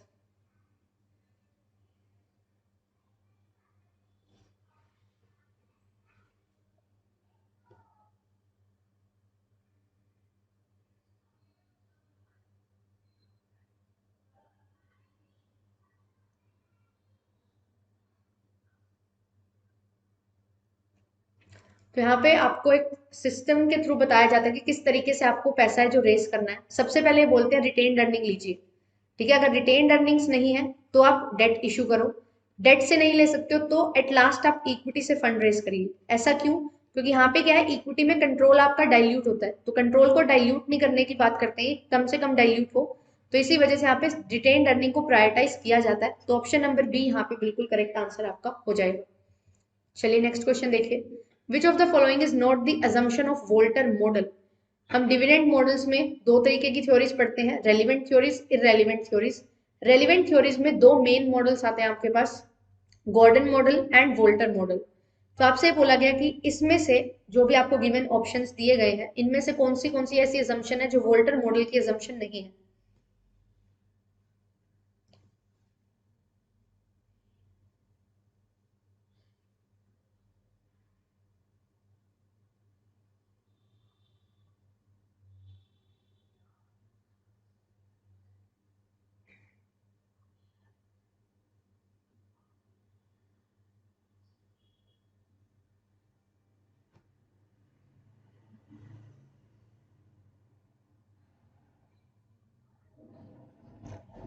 Rate of return और कॉस्ट ऑफ कैपिटल यहाँ पे बोला जा रहा है कि फ्लक्चुएट करेंगी, ठीक है, चेंज होंगी। ओके।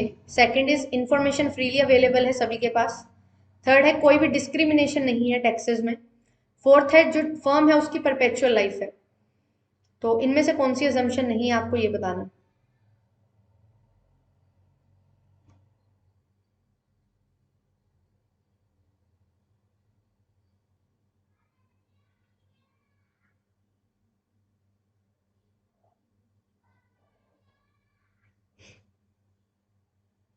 राधे राधे काजल जी, ऑप्शन नंबर डी आंसर आ रहा है मेरे पास।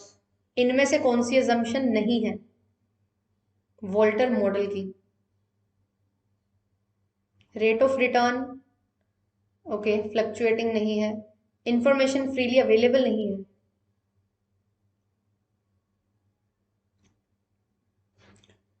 इसका जो करेक्ट आंसर है that is option number C. हम क्या चीज लेके चलते हैं, टैक्सेस तो है ही नहीं, ठीक है। तो डिस्क्रिमिनेशन की यहाँ पे कहाँ से बात हो रही है? There is discrimination of taxes, यहाँ पे ऐसा नहीं होता है। और रेट ऑफ रिटर्न आपका फ्लक्चुएट करेगा नहीं, रेट ऑफ रिटर्न और कॉस्ट ऑफ कैपिटल आपकी कांस्टेंट रहती है, once decided it will remain the same. तो ये भी अजम्पशन नहीं है, और डिस्क्रिमिनेशन इन टैक्सेस भी अजम्पशन नहीं है। इंफॉर्मेशन फ्रीली अवेलेबल है सभी के पास, और फर्म की परपेचुअल लाइफ है, सालों साल फर्म्स चलती रहेंगी, ये हम अजम्पशन लेके चलते हैं। तो ऑप्शन नंबर ए आपका करेक्ट आंसर हो जाएगा कि ए और सी इनमें से अजम्पशन नहीं है।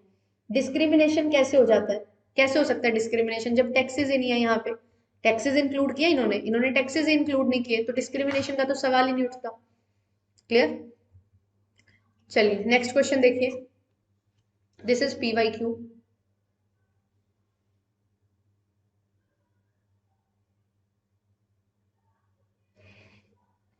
ये नोट ना देखना, ठीक है, ये जो नोट है ये फालतू में क्वेश्चन गलत करवा देते हैं, इसको ध्यान से देखना है आपने।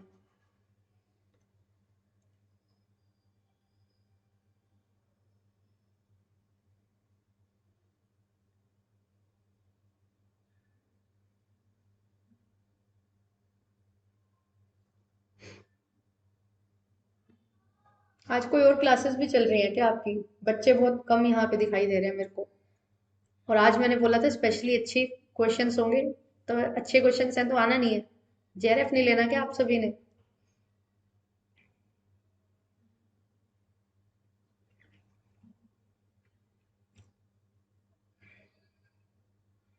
बताइए, which of the following are the reasons for raising via securitisation?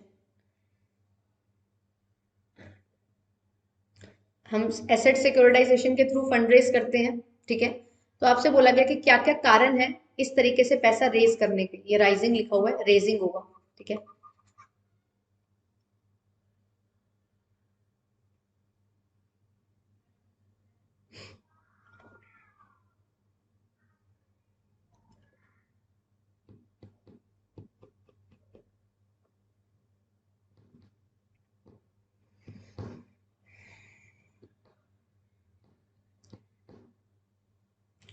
to raise capital using non-conventional sources, to accelerate earnings for financial reporting purposes, to diversify funding resources, or the potential for reducing funding cost. Securitization होता क्या है?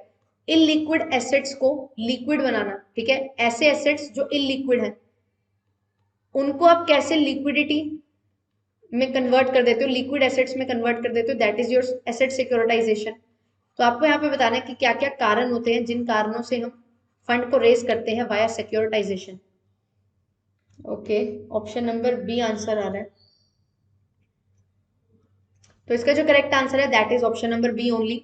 B, C और D ये तीन कारण होते हैं। आप अर्निंग्स को एक्सेलरेट करते हो फाइनेंशियल रिपोर्टिंग पर्पसेस के लिए, डाइवर्सिफाई करते हो फंडिंग रिसोर्सेज को, एंड पोटेंशियल किसके लिए? Reducing funding cost. जो आपकी फंडिंग कॉस्ट है, जो आपने फंड लेने के लिए जो कॉस्ट बियर कर रखी है, उसको आप क्या करते हैं? रिड्यूस करते हैं।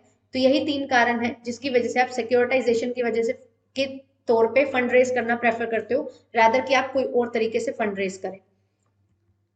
तो बी, सी और डी इसका करेक्ट आंसर होगा। इस क्वेश्चन को सॉल्व करिए। Which of the following statement is false? इनमें से कौन सी स्टेटमेंट है जो फॉल्स है? कैपिटल मार्केट एक मार्केट है मीडियम टर्म और लॉन्ग टर्म फंड्स के लिए। जीडीआर नेगोशिएबल इंस्ट्रूमेंट है, यूएस के बैंक्स में इशू किए जाते हैं। ओके। बहुत सारी पब्लिकली लिस्टेड कंपनीज हैं इंडिया में जो ट्रेड करती हैं अपने shares through Bombay stock exchange और नेशनल स्टॉक एक्सचेंज, जो हमारे इंडिया के दो बहुत पुराने स्टॉक एक्सचेंजेस हैं। और सिक्योरिटीज हैं वो लिस्टेड होती हैं बहुत सारे स्टॉक एक्सचेंजेस पे, और वो एलिजिबल हैं कि वहां पे वो ट्रेड किए जा सकें, तो उसको हम लिस्टेड सिक्योरिटीज बोलते हैं।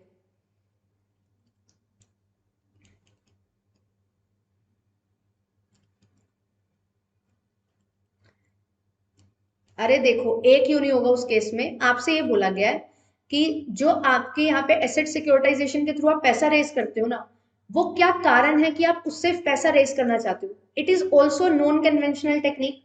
तो ए इसलिए नहीं होगा क्योंकि वो ये नहीं बोल रहा कि आप पैसा किस तरीके से रेज कर रहे हो, वो बोल रहा है कि रीजन बताइए कि क्यों आप एसेट सिक्योरिटाइजेशन के थ्रू पैसा रेज करना चाहते हो। तो यहाँ पे ए ऑप्शन में क्या है? To raise capital using non conventional sources. तो यहाँ पे ये तो इसका इस तरीके से ही तो ये यूज करते हैं नॉन कन्वेंशनल सोर्सेज से। ये एक कारण थोड़ी हुआ कि इस तरीके से हमें सोर्सेज को यूज करना है या फिर फंड को रेज करना है, इस तरीके से हम यूज करते हैं। ये तो एक तरीका है एसेट सिक्योरिटाइजेशन का कि आप नॉन कन्वेंशनल सोर्स से उस चीज को रेज कर सकते हो पैसे को। ठीक है, तो रीजन आपसे पूछे गए थे, बी, सी और डी इसका करेक्ट रीजन जो होगा। क्लियर? चलिए इसका आंसर बताइए। ऑप्शन नंबर बी आंसर आ रहा है, तो बिल्कुल सही है। जो जीडीआर होते हैं वो नेगोशिएबल इंस्ट्रूमेंट तो है, बट क्या वो यूएस के बैंक इशू करते हैं? बिल्कुल नहीं। यूएस के अलावा आपके जो यूरोपियन कंट्रीज है वहां पे वो इशू होते हैं। यूएस के बैंक्स में आपके एडीआर इशू होते हैं। कॉन्टिन्यूस कंपाउंडिंग के केस में जब एक अमाउंट को हम देखते हैं कि कब डबल हो सकती है कोई अमाउंट, तो रूल ऑफ 69 फॉलो किया जाता है। ठीक है, और ये बोल रहे हैं कि जब आप अपनी जो कंपाउंडिंग है उसको कॉन्टिन्यूस कंपाउंडिंग ना करके डिस्क्रीट कंपाउंडिंग करते हो, तो उस केस में कौन सा रूल अप्लाई होगा? Rule of 69.3, rule of 72, rule of 84 या रूल ऑफ 64? दो तरीके की सीरीज होती है ना आपके पास, कॉन्टिन्यूस सीरीज और डिस्क्रीट सीरीज होती है, इंडिविजुअल सीरीज भी होती है, हम स्टैट्स में पढ़ते हैं। तो ऐसे ही कॉन्टिन्यूस कंपाउंडिंग होता है, डिस्क्रीट कंपाउंडिंग होता है। तो यहाँ पे जब कॉन्टिन्यूस कंपाउंडिंग होता है तो रूल ऑफ 69 फॉलो किया जाता है, और जब डिस्क्रीट कंपाउंडिंग होता है कि एक चीज पे बढ़ती जा रही है चीज, तो वहां पे क्या होता है? रूल ऑफ 72 एप्लीकेबल होता है। तो ऑप्शन नंबर बी इसका करेक्ट आंसर है जो हो जाएगा। चलिए नेक्स्ट क्वेश्चन देखिए। A new issue debt or share will invariably involve flotation cost in the form of, flotation cost हमने पढ़ा, शेयर इशू एक्सपेंसेस में जो भी आपके इशू एक्सपेंसेस होते हैं, इशू कॉस्ट होती है, वो सारी फ्लोटेशन कॉस्ट है। तो किस फॉर्म में फ्लोटेशन कॉस्ट हो सकती है आपको यहाँ पे बताना है।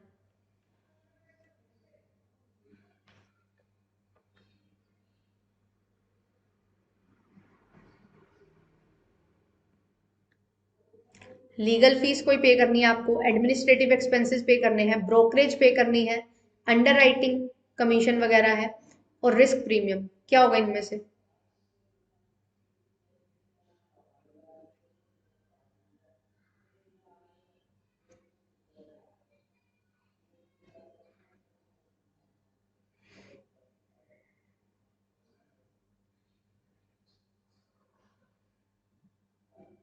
जब आप शेयर इशू करते हैं या डिबेंचर इशू करते हैं तो बहुत सारे खर्चे होते हैं। ठीक है, तो वो खर्चे किस किस फॉर्म में हो सकते हैं आपसे ये पूछा गया बेसिकली। तो यहाँ पे जो करेक्ट आंसर होगा that is option number 3, A B C and D. Legal fees आपको पे करनी पड़ती है, कुछ एडमिनिस्ट्रेटिव खर्चे भी होते हैं, ब्रोकरेज भी आपको पे करनी होती है, एंड अंडर राइटिंग भी है जो आपको पे करनी होती है। रिस्क प्रीमियम यहाँ पे कोई भी ऐसा खर्चा नहीं है। रिस्क प्रीमियम क्या होता है? ये वो होता है जब सीएपीएम मॉडल के थ्रू आप कॉस्ट ऑफ इक्विटी निकालते हैं, तो उसमें यहाँ पे जो आपके पास मार्केट रिटर्न और जो आपका risk free rate of return है, इसका जो डिफरेंस होता है मल्टीप्लाई कर दीजिए बीटा से, तो यहाँ पे आपके पास जो वैल्यू निकल के आती है that is your risk premium, कि आप रिस्क ले रहे हो तो उसके लिए आपको कितना प्रीमियम है जो मिल रहा है, that is risk premium. Clear? तो ए बी सी और डी आपका यहाँ पे करेक्ट आंसर हो जाएगा, मतलब ऑप्शन नंबर सी। चलिए नेक्स्ट क्वेश्चन देखिए। अब यहाँ पे आपसे बोला गया कि इनमें से कौन सी अजम्पशन है गॉर्डन मॉडल की। रिस्क प्रीमियम को आपने क्या करना था, एलिमिनेट करना था और आपका आंसर आ जाना था। चलिए बताइए, which one of the following is the assumption of Gordon model.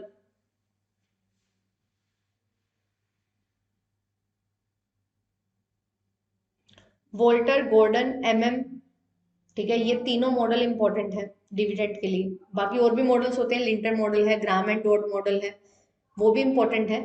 ठीक है,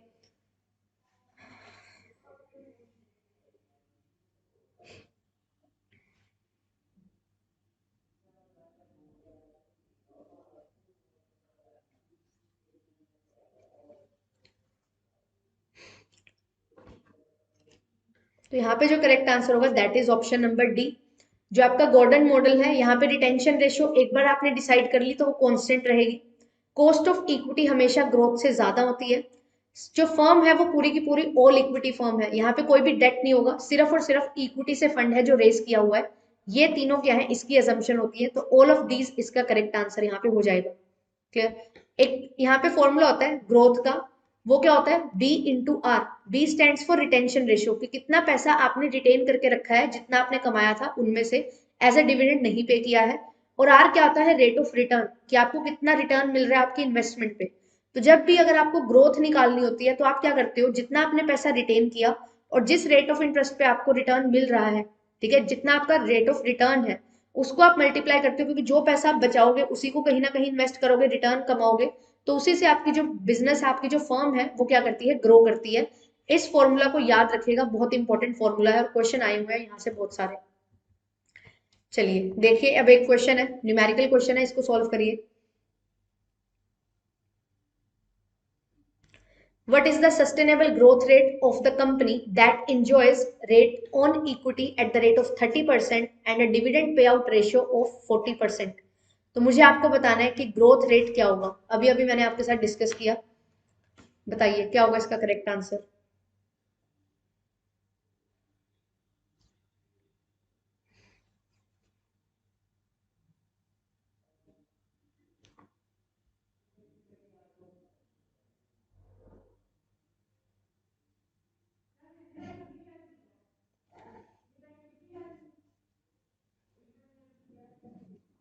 इस पर्टिकुलर यूनिट से फॉर्मूलाज भी आपसे पूछ लिए जा सकते हैं, ठीक है, तो जैसे कि गॉर्डन मॉडल है, वोल्टर मॉडल है, इनके फॉर्मूलाज आपको पते होने चाहिए, मैच द कॉलम में पूछ लिए जाते हैं कभी कभी।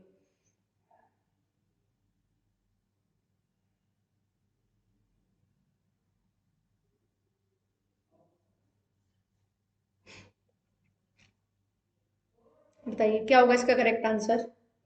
12%। डिविडेंड पे आउट रेशो 40% है, ठीक है। अभी अभी हमने क्या डिस्कस किया था, जो आप पैसा कमाते हो उसमें से जितना आप बचा लेते हो, उस बचे हुए पैसे को आप फिर इन्वेस्ट करोगे तो ही तो आप ग्रो कर पाओगे। आप जो पैसा आपने दे दिया एज ए डिविडेंड, उससे आप कैसे कमा सकते हो, वो तो आपने दे दिया। 12% जिनका भी आंसर आ रहा है, 12% बिल्कुल गलत है आंसर। जो भी आप पैसा कमाते हो ना, उसके दो हिस्से आप करते हो, एक तो उसको रिटेन करके रख सकते हो, ठीक है, एक उसको पे कर देते हो।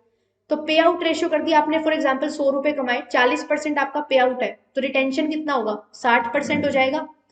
तो रिटेंशन पे ही तो आपकी ग्रोथ होगी, जितना आपने अपनी कंपनी में रिटेन करके रखा है। जी किसके बराबर है, B into R. B stand for retention ratio, ठीक है, and R stand for return on equity, या फिर आप रिटर्न बोल सकते हो उसको, कितना रिटर्न आपको मिलता है। तो 60% मैंने बचाया है, उस पर मुझे 30% का क्या है यहाँ पे रिटर्न मिलता है। तो आप इसको सॉल्व करोगे, जीरो से जीरो कैंसिल हो जाएगी, 18% आपका डायरेक्टली यहाँ पे क्या आ रहा है, आंसर आ रहा है। तो ग्रोथ कितनी होगी, 18%। 18 is the correct answer, not 12। This is PYQ। और किस पे बेस्ड है? सिर्फ और सिर्फ एक ये फॉर्मूला पे। तो ध्यान से करिए, डिविडेंड पे आउट रेशियो है 40%। तो ये तो वो पैसा है जो आप अपने शेयर होल्डर्स को दे रहे हो बाय वे ऑफ डिविडेंड। तो इससे थोड़ी आप कमा सकते हो। ग्रो तो तभी करोगे ना जब आप कोई चीज को बचा के उसको दोबारा इन्वेस्ट करोगे, फिर उस पर कमाओगे पैसे, फिर उस पर दोबारा इन्वेस्ट करोगे उसको, फिर कमाओगे पैसे, तभी तो ग्रोथ होगी। ठीक है, तो यहाँ पे 18% होगा करेक्ट आंसर, ध्यान रखेंगे इस चीज का। चलिए नेक्स्ट क्वेश्चन देखिए। The basic premise of the MM approach is based on which of the following assumption? assumptions of MM approach are very very important. इसकी assumptions बहुत इंपॉर्टेंट है।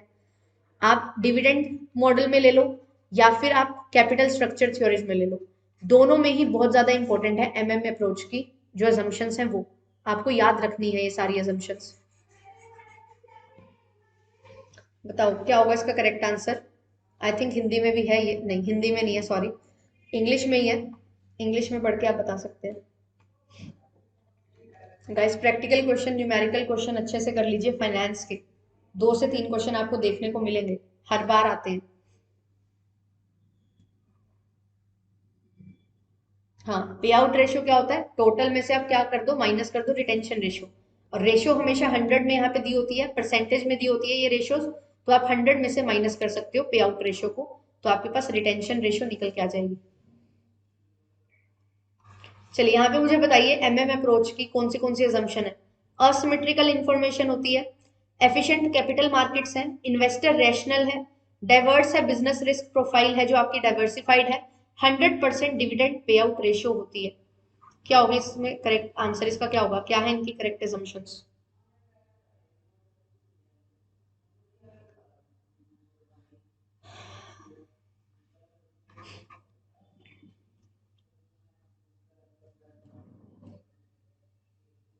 ऑप्शन नंबर सी आंसर आ रहा है, तो इसका जो करेक्ट आंसर होगा that is option number C only.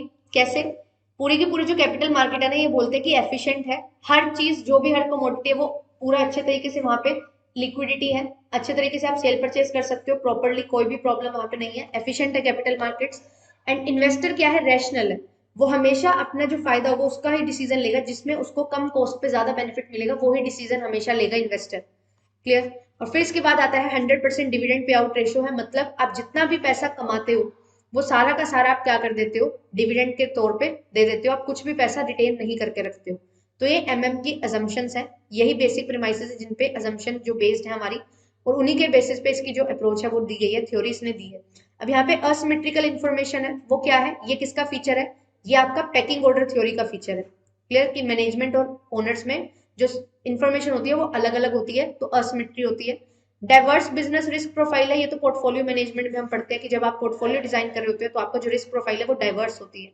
तो बी, सी और ई इसका करेक्ट आंसर हो जाएगा। चलिए नेक्स्ट क्वेश्चन देखिए। हाँ, रैशनैलिटी है तो सिमेट्रिकल इंफॉर्मेशन होगी। ठीक है, मल्टीपल सिलेक्शन ऑप्शन आपको बहुत हेल्प करते हैं। अगर आपको कोई एक ऐसा ऑप्शन पता है ना कि ये हो ही नहीं सकता या ये ऑप्शन 100% होने ही वाला है, तो कभी कभी उस पर्टिकुलर ऑप्शन से ही आपका पूरा क्वेश्चन हो जाता है, आपको पूरा क्वेश्चन पढ़ने की भी जरूरत नहीं पड़ती।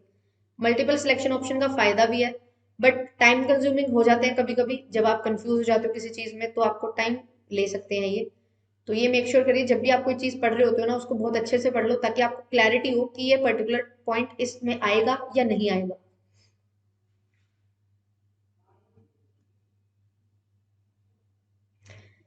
Practice of delaying receipts from the foreign currency designated receivables whose currency are likely to appreciate and delaying foreign currency designated payables whose currency are likely to depreciate।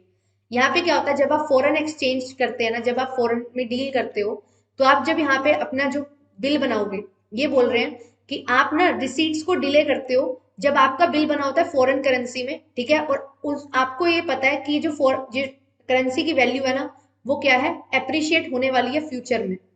Clear? तो यहाँ पे आप क्या करते हो, अब आप लैगिंग करते हो। लैगिंग का मतलब क्या होता है कि आप टालते हो अपने रिसीट्स को, ताकि आपको ये पता है कि बाद में मुझे क्या है, ज्यादा पैसे मिलने वाले हैं, इसी पर्टिकुलर अमाउंट के लिए ना मुझे ज्यादा पैसे मिलेंगे। क्यों? क्योंकि फॉरेन करेंसी में आपका क्या बना हुआ है, बिल बना हुआ है, तो आपको कोई रिसीट्स मिलनी है तो $10 की है तो वो $10 की मिलेंगे, आपको $10 मिलेंगे।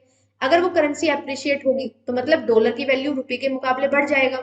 तो डॉलर की वैल्यू जब रुपए के मुकाबले बढ़ जाएगी तो आप यही एक्सपेक्ट करोगे ना कि जब वैल्यू बढ़ जाएगी तब मुझे मेरे को मिल जाए, ठीक है, ताकि मेरे को अगर मैं रुपीज में इनको कन्वर्ट करवाऊं तो मेरे को ज्यादा रुपीज मिल जाए। तो ये क्या है, लैगिंग प्रैक्टिस होती है। और यहाँ पे आप कब करते हो लैगिंग प्रैक्टिस का यूज, जब आपकी जो करेंसी होती है ना, आपकी करेंसी में बना हुआ बिल और आपकी करेंसी डेप्रिशिएट होने वाली है, तब आप यूज करते हो लैगिंग का। और जब बिल आपका फॉरेन करेंसी में बना हुआ है और फॉरेन करेंसी एप्रिशिएट होने वाली है, तब आप लैगिंग करते हो, ताकि फ्यूचर में आपको वो जो पैसा मिलेगा एप्रिशिएबल वैल्यू पे मिलेगा और आपको फायदा हो जाएगा। और आपकी वैल्यू जब डेप्रिशिएट होने वाली है तो आपको अपनी करेंसी में ही पेमेंट करनी है, तो आपको कम करेंसी पे करनी पड़े, वो चीज यहाँ पे आती है। ठीक है, तो लैगिंग यहाँ पे की जाती है। लीडिंग का मतलब क्या होता है, जब आप पहले से ही डिले ना करके आप जल्दी से जल्दी पेमेंट लेने की कोशिश करते हो और पेमेंट देने की कोशिश करते हो, वो होती है लीडिंग। नेटिंग क्या होता है, अब आपने 100 रुपए लेने हैं, ठीक है, और 50 रुपए देने भी है। तो अब 100 रुपए लेना और 50 रुपए देने से बढ़िया क्या है कि आप 50 रुपए ही ले लो। ये कब आप अप्लाई करते हो, नेटिंग का मतलब क्या है कि जो नेट इफेक्ट है ना, नेट वैल्यू है, वो ही आप ले लेते हो। ऐसा क्यों होता है कि अगर आपको फॉर एग्जाम्पल पैसा देना है, ठीक है, और वो वैल्यू है आपकी, क्या है, आपकी करेंसी की वैल्यू अप्रिशिएट होने वाली है और आपको अपनी करेंसी में पैसा देना है, तो आपको ज्यादा पैसे देने पड़ेंगे। और फॉरेन करेंसी से आपको पैसा जब लेना और फॉरेन करेंसी डेप्रिशिएट होने वाली है तो आपको पैसे कम मिलेंगे। इस वजह से इस रिस्क से बचने के लिए आप क्या करते हैं, नेटिंग का यूज करते हैं। फिर रिस्क हेजिंग क्या है, ये जो टेक्निक्स हैं ये सारी की सारी रिस्क हेजिंग टेक्निक्स ही हैं, जो फॉरेन मार्केट में रिस्क आपका अराइज होता है। क्लियर, आई होप आप समझ आ गया होगा आपको कि नेटिंग क्या होता है, लेगिंग क्या होता है और लीडिंग क्या होता है। ठीक है, नेटिंग का मतलब क्या होता है, नेट इफेक्ट आप यहाँ पे देख लेते हो। क्लियर, चलिए नेक्स्ट क्वेश्चन देखिए, लास्ट क्वेश्चन है आज की क्लास का। एक आपको मैं होमवर्क क्वेश्चन दूंगी, प्रैक्टिकल क्वेश्चन है, ठीक है। कॉस्ट ऑफ रिटेन अर्निंग निकालनी है और या फिर कॉस्ट ऑफ इक्विटी है, जो भी क्वेश्चन है मैं आपको शो कर दूंगी, कमेंट्स में मेरे को आंसर जरूर करेंगे। एंड गाइस शेयर कर दिया करो लिंक को, जितना ज्यादा लाइव पार्टिसिपेशन होता है ना उतना ही मुझे भी क्लास लेने में मजा आता है। ठीक है, अकेले में अपने आप को पढ़ा के क्या ही करूंगी क्लास में। लाइव क्लास लेने का मकसद यही है कि हम इंटरेक्ट करें और अच्छे से समझते हुए चलें।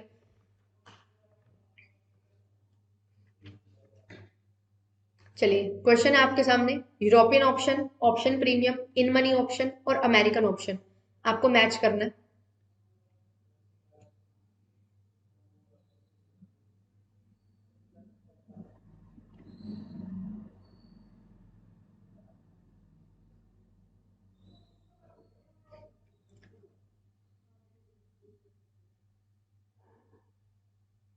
Okay, option number B answer आ रहा है।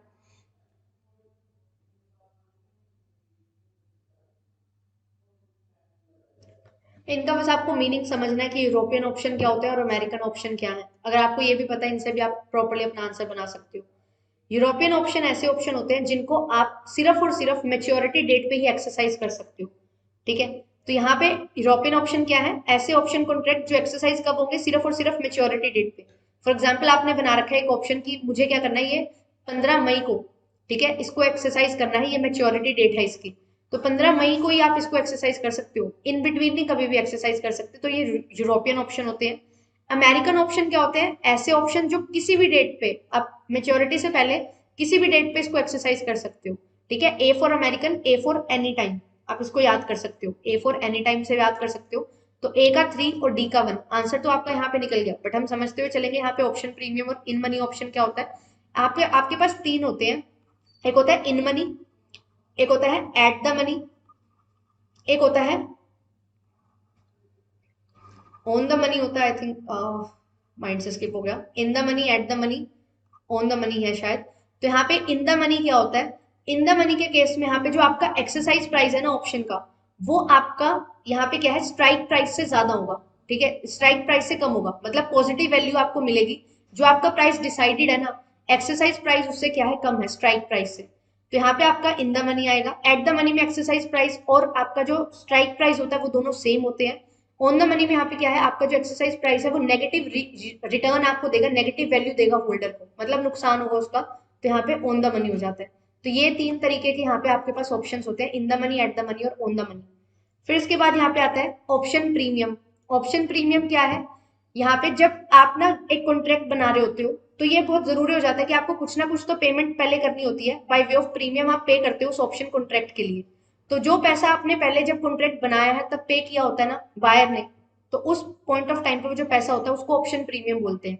कि जो अपफ्रंट यहाँ पे ऑप्शन सेलर को जो ऑप्शन बायर ने पैसा दिया है, दैट इज ऑप्शन प्रीमियम। ठीक है, कि हमने जो कॉन्ट्रैक्ट में हम एंटर किए हैं उसके बदले में यहाँ पे कुछ रिसीट है। जब ऑप्शन सेलर है कि मैं तुम्हें क्या करूंगा, यहाँ पे कुछ पर्टिकुलर अमाउंट के जो यहाँ पे ऑप्शन कॉन्ट्रैक्ट में जो शेयर्स हैं वो आपको सेल होंगे, तो वो जो कॉन्ट्रैक्ट बनता है तो उसके लिए कुछ ना कुछ पेमेंट की जाती है, तो वो आपका ऑप्शन प्रीमियम कहलाता है। क्लियर? तो ये चीजें आपको याद रखनी है।